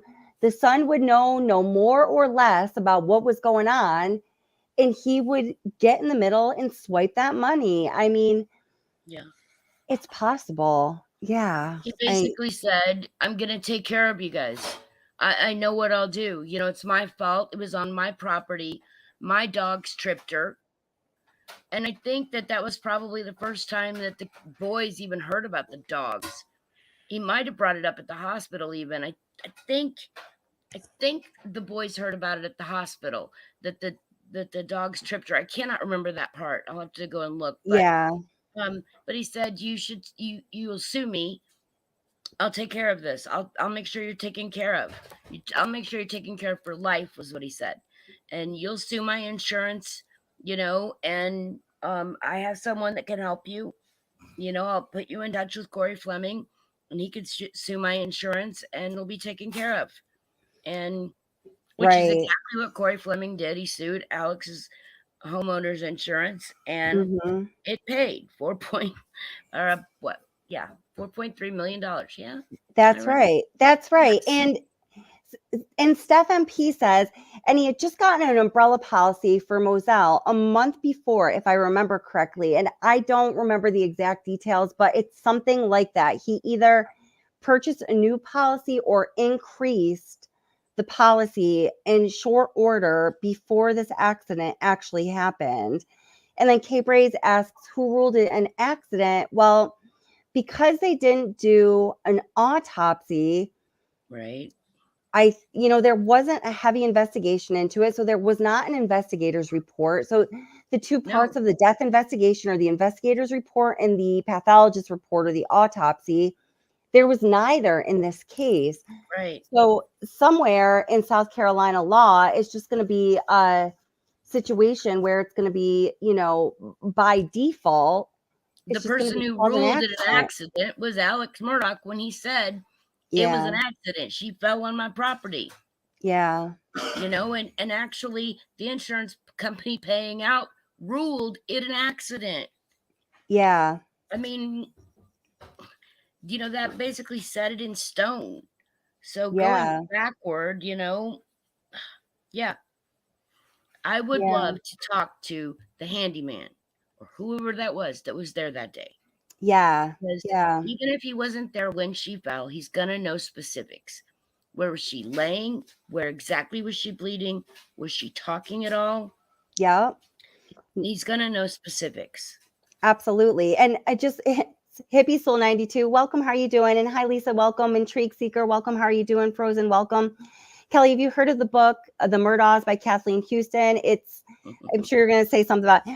I did a video kind of recently where I referenced the book heavily, and I just actually was talking to Miss Kathleen Houston and her husband, Tim, this evening, and they are going to be guests on the channel in the next couple weeks. I'm going to schedule something with her. So yeah, it's Murdaugh, she wrote, right? The book about the Murdaugh family.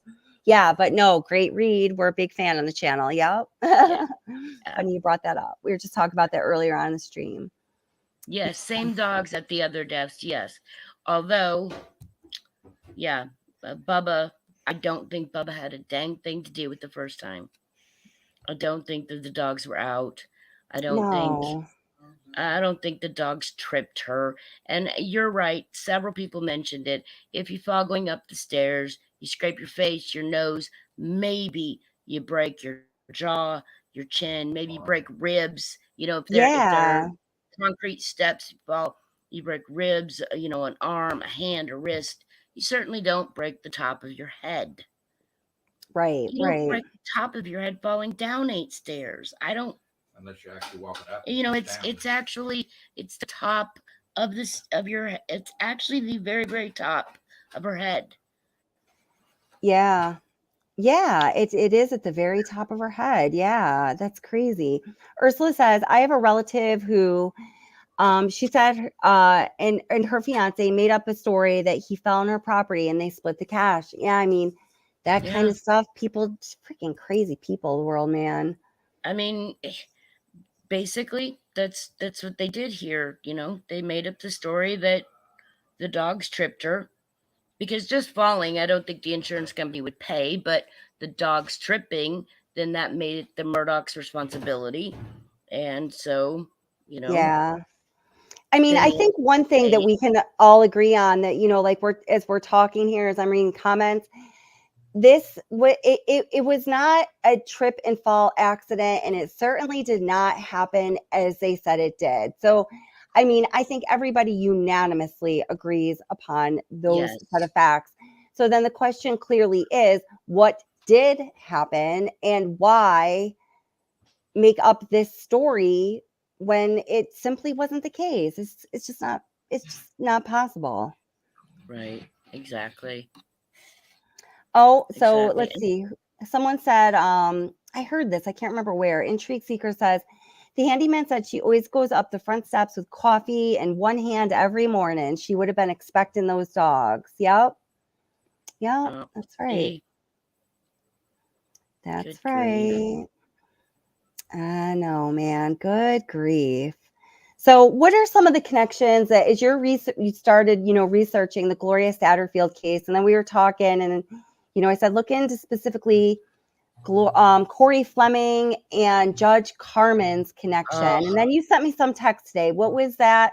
Without giving too much of it away, because these are going to be some of the next videos. What is it that you found out today?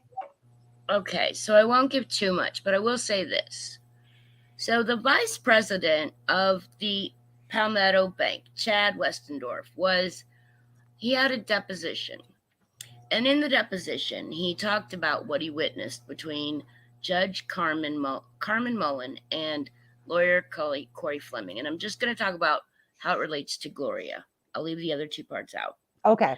And he witnessed them arrange to keep the details of that,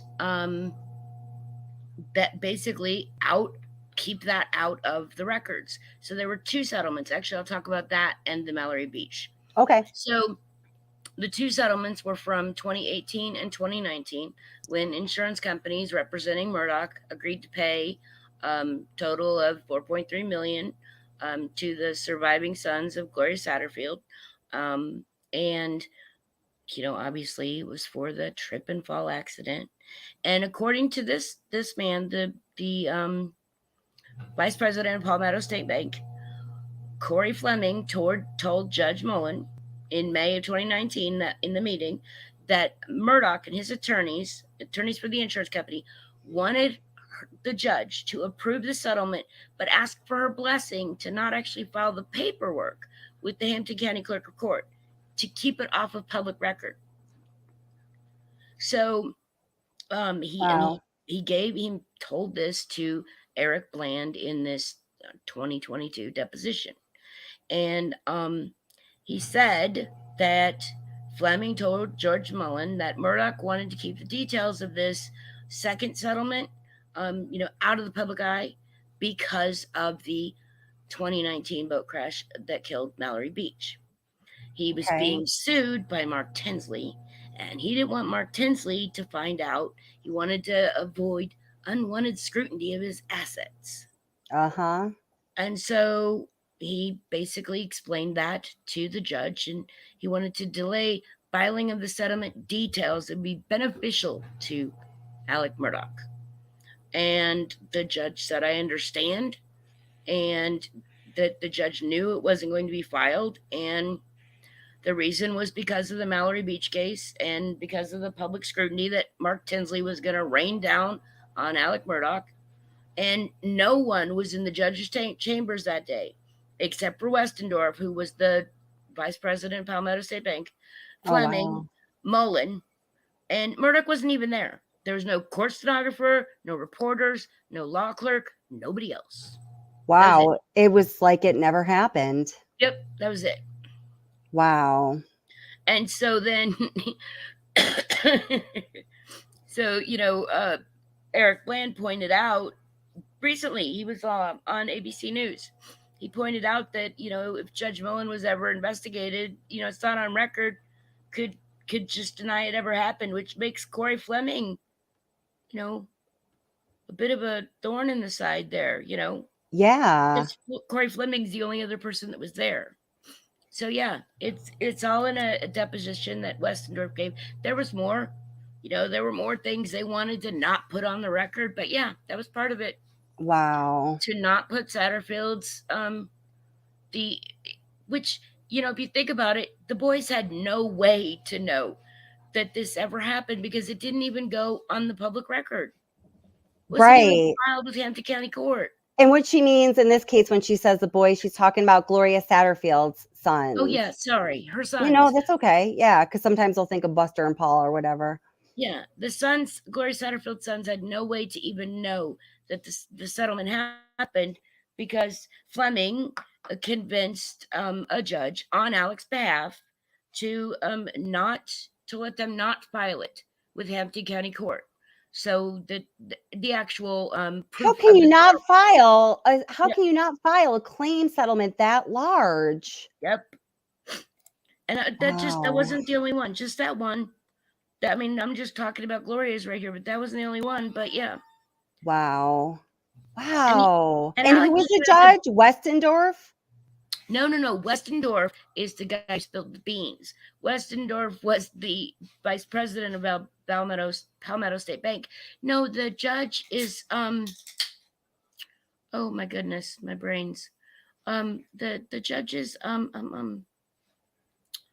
holy criminy Kelly.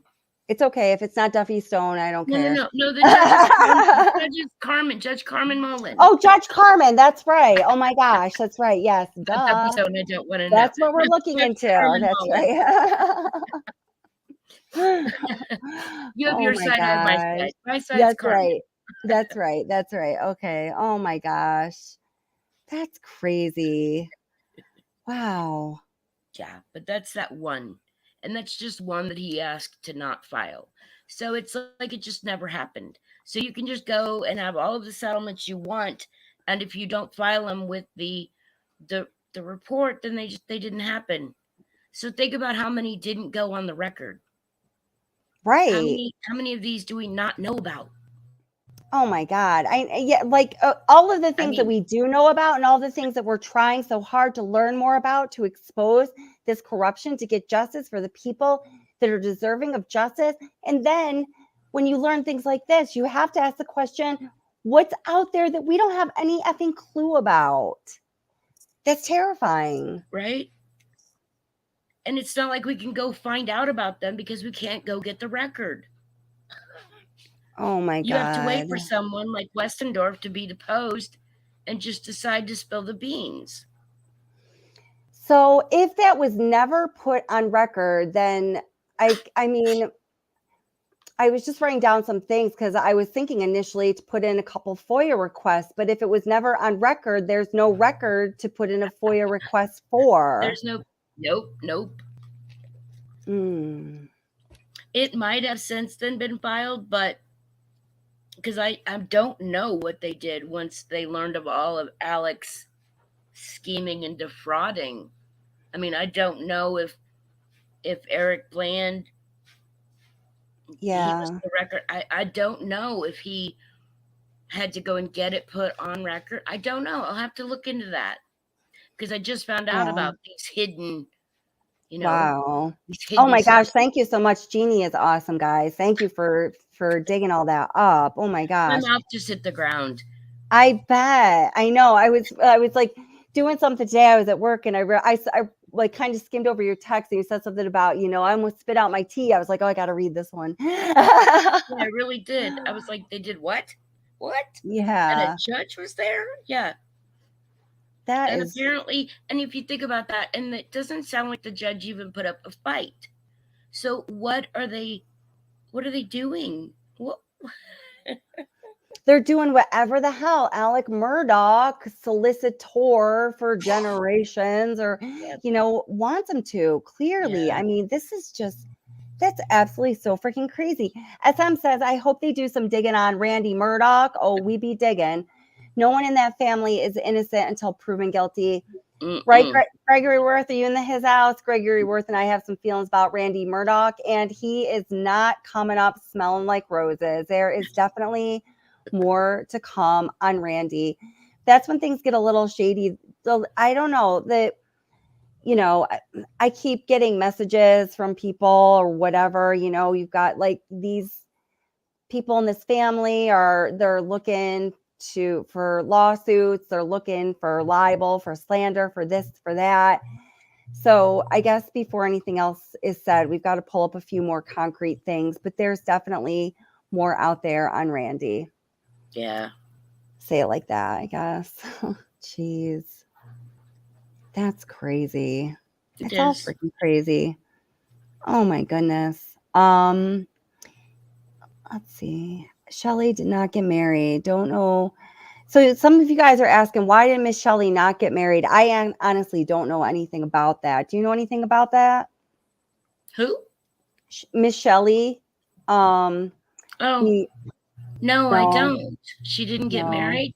No. No, I don't know. But I don't know anything about that. But you guys keep mentioning her. Just one second. Let me bring up something here. I don't know anything about that one. Where is the point? I want to get to that. So let's just listen to the one. We're just going to listen to the one. Speak that, spoke like they always do. Let's see. And what did he tell you? One most relevant part of Shelley's testimony here, because some of you guys, I just keep seeing you mention Miss Shelley. So this is from the Independent. Let's see.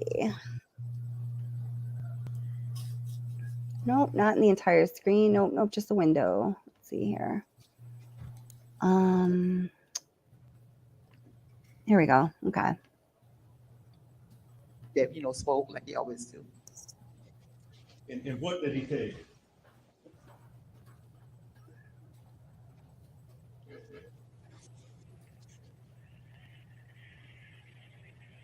He was at the house. He was at the house. Say it again. He was at the house. Ursula, you were asking about her body language before. She's terrified. I feel she's terrified.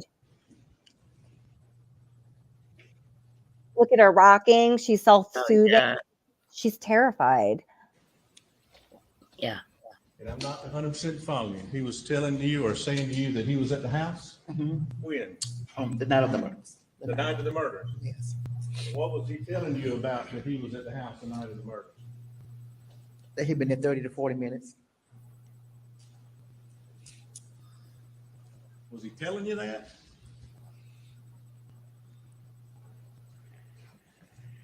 Did he ask you anything about that when he was talking to you?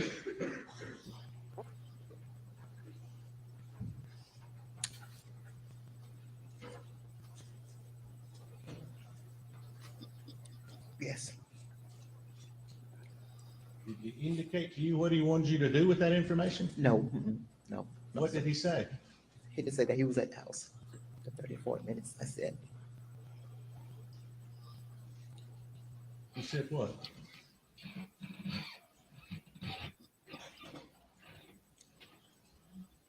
Was he there 30 or 40 minutes that night?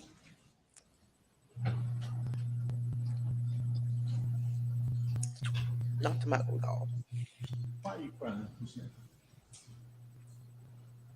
Because they were a good family, and I love working together. And I'm sorry all this happened. Poor thing. Gosh. I just feel so bad for Miss Shelley.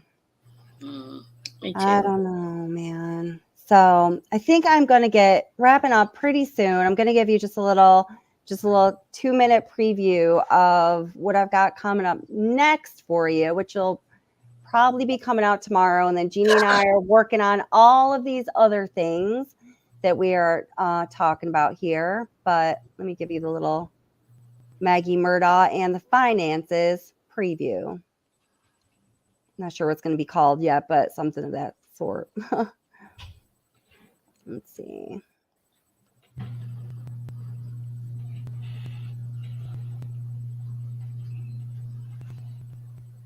Oops. She was worried because a lawsuit had been presented stating that they wanted $30 million. Maggie was crying. Maggie said, we don't have that kind of money. She said, we don't have that. She said, if I could give them everything that I got and make this go away, she said, I would do it in a heartbeat. She said, I'll start over. We'll start over. She said, I just want it gone.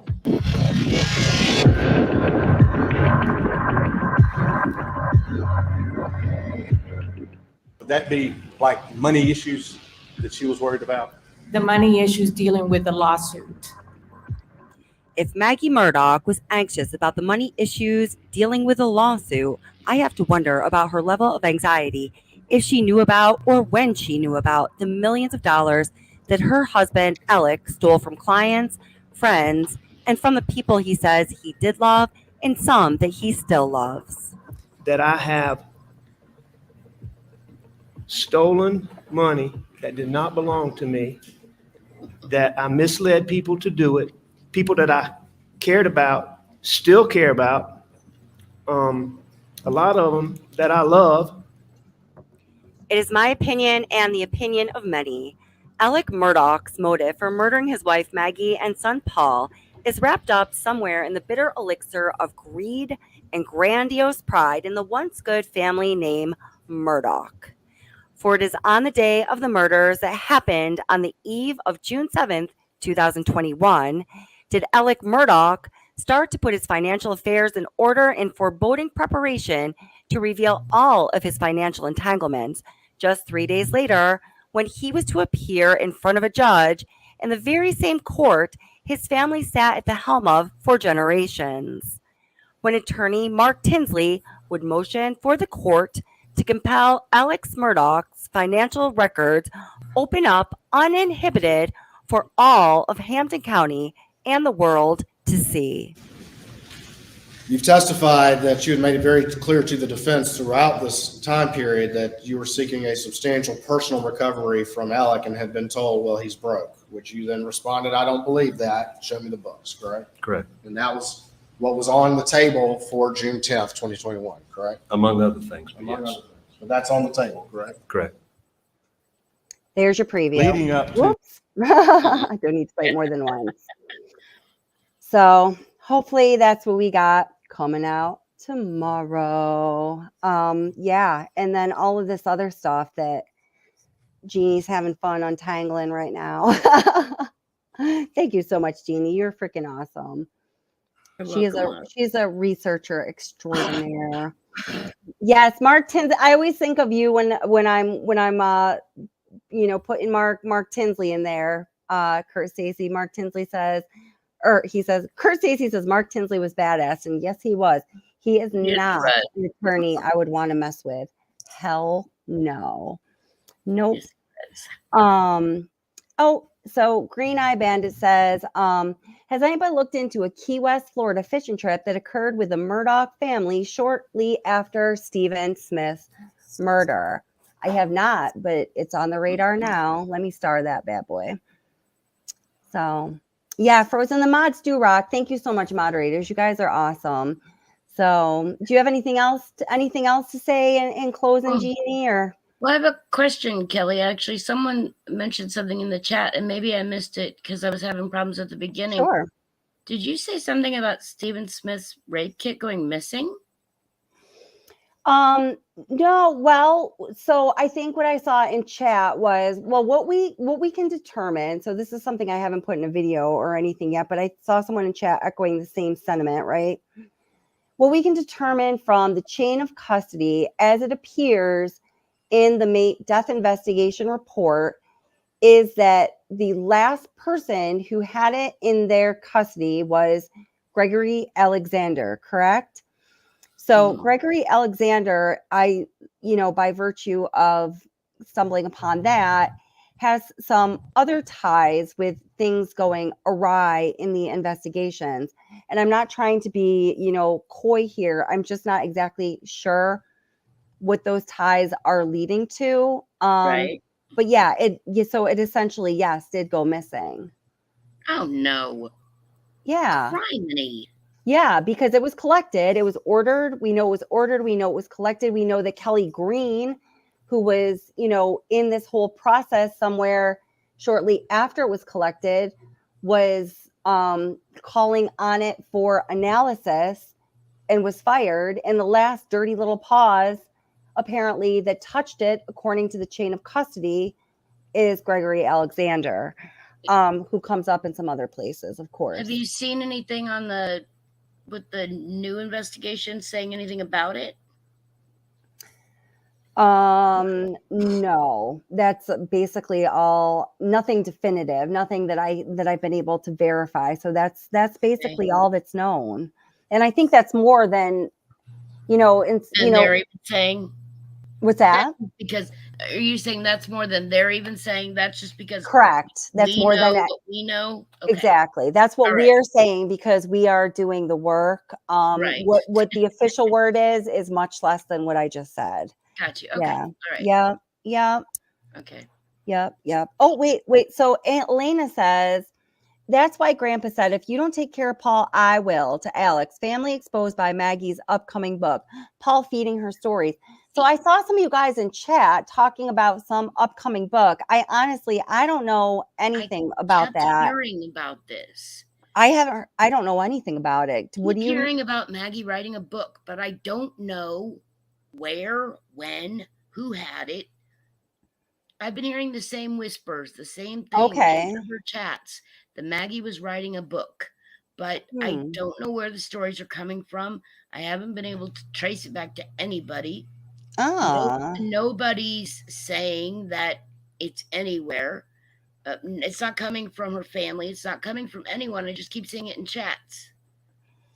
Does anyone know anything concrete? I'm going to stay up for a minute. Does anyone know anything? Those of you that have been talking about Maggie writing a book, does anybody know anything about that? Can anybody give us any more information so we can take it and research it? Wow. That would be interesting. Wait, so Alex, Dad, not Randy. Okay, Aaron H says, wait, so Alex, Dad, Randy said he'd take care of Paul. Where did this info come from? Okay, so I actually have a whole video kind of about this. And it's I don't know, it's my uploaded videos, it's maybe 6, 7, 8 videos ago. It's something about, like, did Randolph III order a hit on Paul? It's something, it's called something like that. So this account I have heard from 3 different sources. The one that I cited in that video is from Kathleen Houston's book, Murdaugh, She Wrote, and we can ask her more about it when she comes on the channel.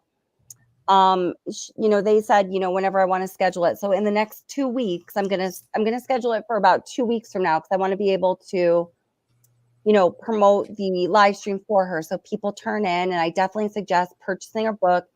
She either just came out with, or it's about to come out, a new edition of the book, Murdaugh, She Wrote, that's updated. In the book, she talks about, and she, I believe, spoke directly with the security guard who reported this to a couple other sources, claims overhearing Randolph III saying to Alec Murdaugh in the hospital, if you don't take care of Paul, I will. And this is, in a very short time frame before the murders of Maggie and Paul. So as far as what I know for sure, that's all I can tell you. But I do know that Kathleen Houston, who is going to be on the channel in about 2 weeks from now, knows a lot more about that story than I do. And I'm sure she will be willing to talk about it. She's certainly anticipating the question. So that's what I got for you. Oh, gosh. Crazy. Yes, Watts is always on our mind, and people keep asking me if I'm going to do more Watts material, and I am. I've had stuff in the works for Watts for so long. Ever since, who was it?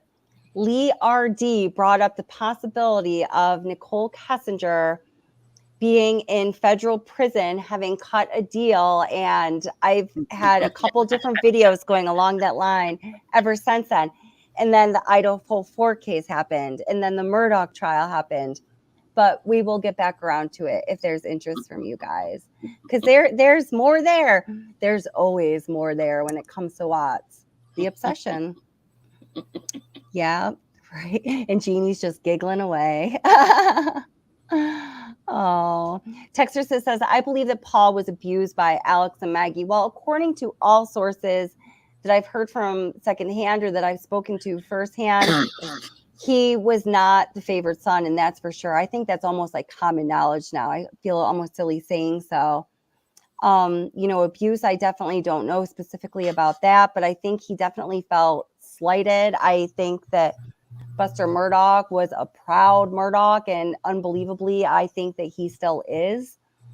But I wonder if he marries his girlfriend, Brooklyn. Will she take that last name? I think about that a lot. My God. Probably. It's still a Murdaugh name.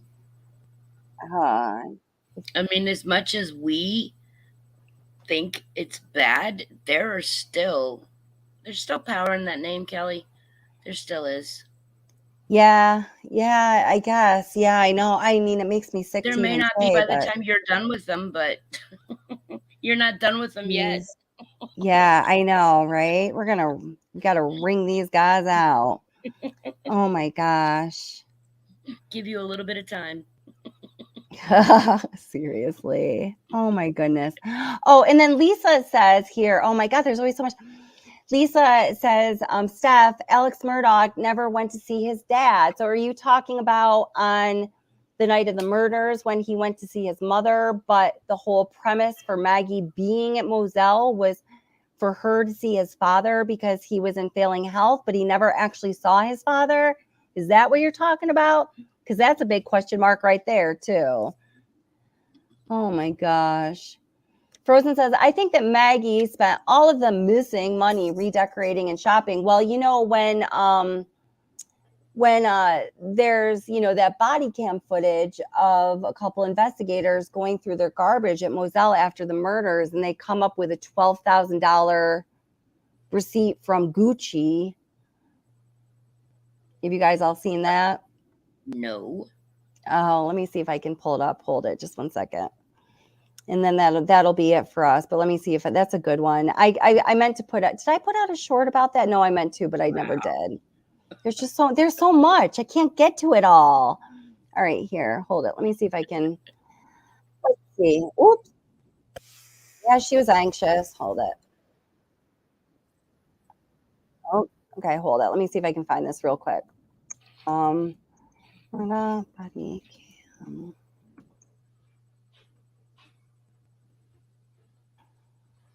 Did none of you guys see that? Let's see. All right, hold it. I got it here. I just got to find the exact spot.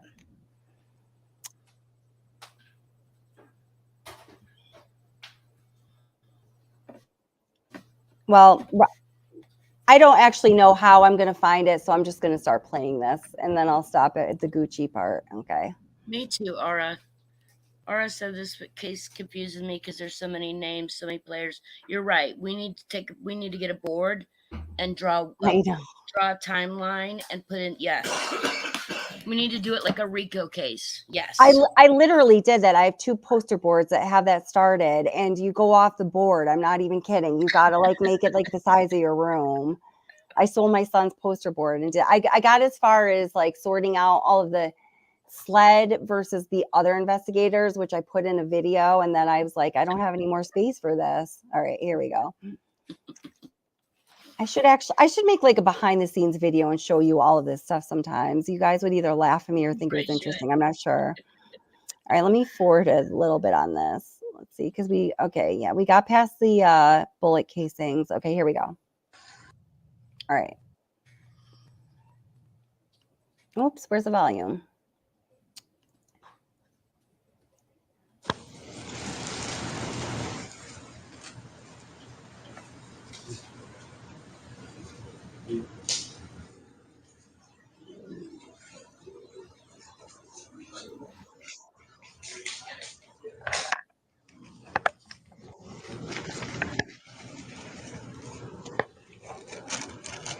Wait, why isn't there volume on this though? Hold it. I need one. Got one circle. Oh, there we go.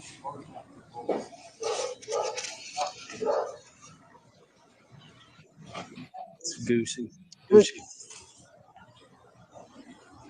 $1,221.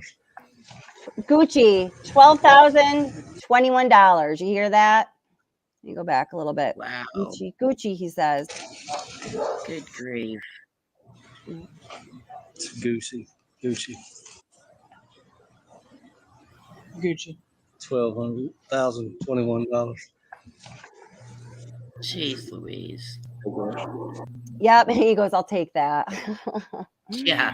There you go. There's the Gucci receipt. Okay, K-Braze. K-Braze likes the poster boards. Maybe I'll take some, yes, do it. Okay, all right, I'll do that. I've got like all kinds of notes and scrap. That's a good idea. You guys can see make this a whiteboard. Yeah, that's a good idea. I'll do that. I will do that for you guys. So, all right. One Gucci bag is $1,500. I didn't even know that. Thank you. ST814. So yeah, I don't know what she was buying, but she was buying some Gucci. So that's why when, there's this like behind the scenes interview of the first responders that were on the scene, which was Jason, what's his last name? And I can't remember. And Laura, I can't remember all their names. But it's kind of interesting, and they make some joke. They're talking about what was it that eventually, made Alec Murdaugh snap, and the person doing the interview, makes a joke, something like a Gucci receipt, and they said, and then she responds, or a dog catching a chicken or something, and Maggie freaking out, I don't know. Do not. It's just an interesting little thing. I'll post that. I mean, I can probably post that right after this. It's kind of interesting. I pulled out, I think, the most interesting highlights of it. So I'll post that. I think it's worth to watch if you guys are interested. So thank you so much for being here. Thank you so much, Jeannie. You are absolutely the best. You're welcome. And thank you very much, moderators, everybody who was here in chat. Thank you for the super chat. Thank you, subscribers, members, old and new. Please do hit the like on the way out. I really appreciate it. All of you watching the replay. Thank you for supporting the channel. We just hit 30,000 subscribers, which I am just in awe of, and I really appreciate all of you and your support. Thank you, Grace. Grace says, great chat and channel. Thanks. Glad you could make it this evening, Grace. Yeah, and everyone else. And I'll probably be doing a live stream, I don't know, sometime next week. I've been able to pull them off about once a week these days because I've been doing so much work while, you know, with my day job. And then also just there's been a lot to investigate. So definitely sometime next week. And I'm so glad all of you guys were here. Thank you guys. I really appreciate the compliments and comments, and you guys are the best. Thank you so much. And thank you, Jeannie. I will definitely be in touch later or tomorrow, and we'll talk more, girl. Okay, you're welcome. Have a good night, Miss All Kelly. right. Have a good night, sweetie. All right. All right, bye-bye. Good night, everybody. Thank you so much for being here. Let's see. What are we going to play on the way out? I guess I only have one to play on the way out. So we'll play this. Oh, maybe I don't. Hold it. Maybe I got a video here. Gucci. It's Gucci. Let's go back and hear that Gucci again.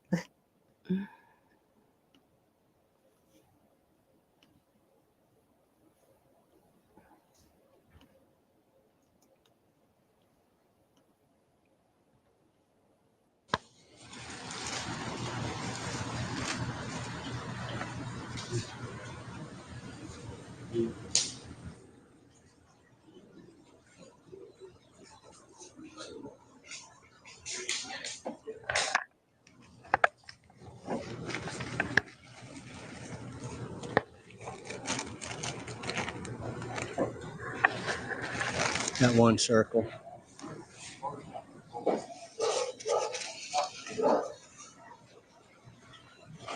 It's Gucci. Gucci. $1,221. Take it. Let me make a pile over here. It's on our belt card. Okay.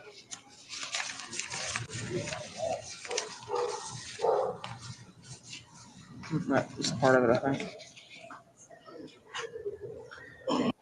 It was on her belt card, by the way.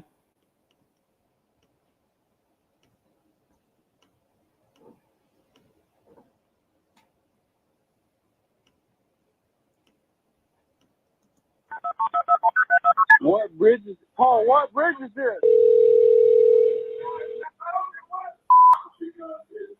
Paul, what bridge? 911, where's your emergency? We're in the boat. Okay. We have someone missing. Okay. Okay. Hang on 1 second. Think about me one more time before you go. Someday you'll know. Someday you'll know. You know what I'm going to say? I've been feeling this way for far too long.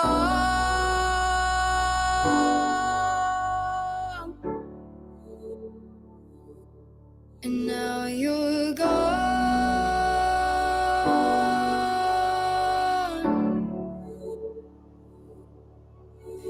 On February 24th, 2019, a boat crash on Archers Creek in South Carolina took the life of Mallory Madison Beach, who at the time was only 19 years old. What bridge is Paul? What bridge is this?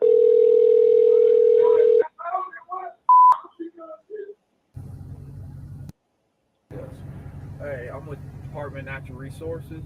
Who was driving the boat? Right, y'all think so? The last time I grabbed my girlfriend and got down in the bottom of the boat, Paul Was driving? Yes. I begged and begged and begged and begged to let me drive. Uh-huh. And where were y'all coming from? Paul.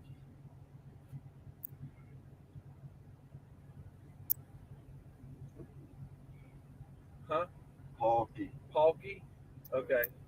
Oh, guys, here's just a little bit of what I was telling you about the let's see, when they interviewed the investigators. It's a short, so I can't like stop it. I'll let it play just a couple times. It's only a minute long here. Oops. Oh.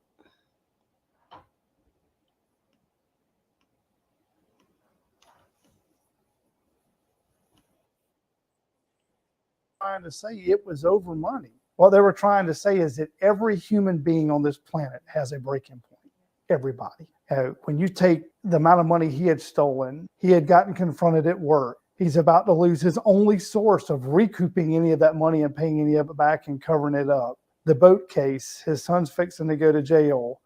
There had been rumor that he was potentially harassing witnesses in that case. All this stuff, his marriage, they tried to portray the marriage as being this beautiful spotlight marriage, and it wasn't. It wasn't.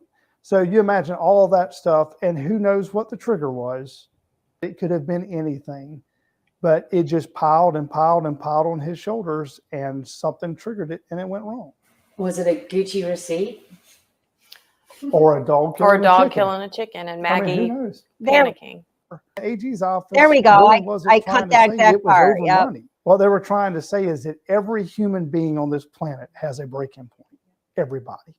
When you take the amount of money he had stolen, he had gotten confronted at work. He's about to lose his only source of recouping any of that money and paying any of it back and covering it up. The boat case, his son's fixing to go to jail.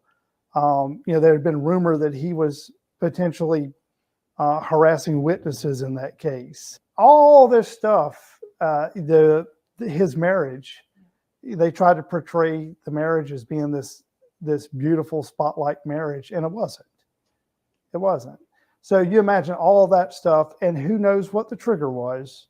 It could have been anything, but it just piled and piled and piled on his shoulders, and something triggered it, and it went wrong.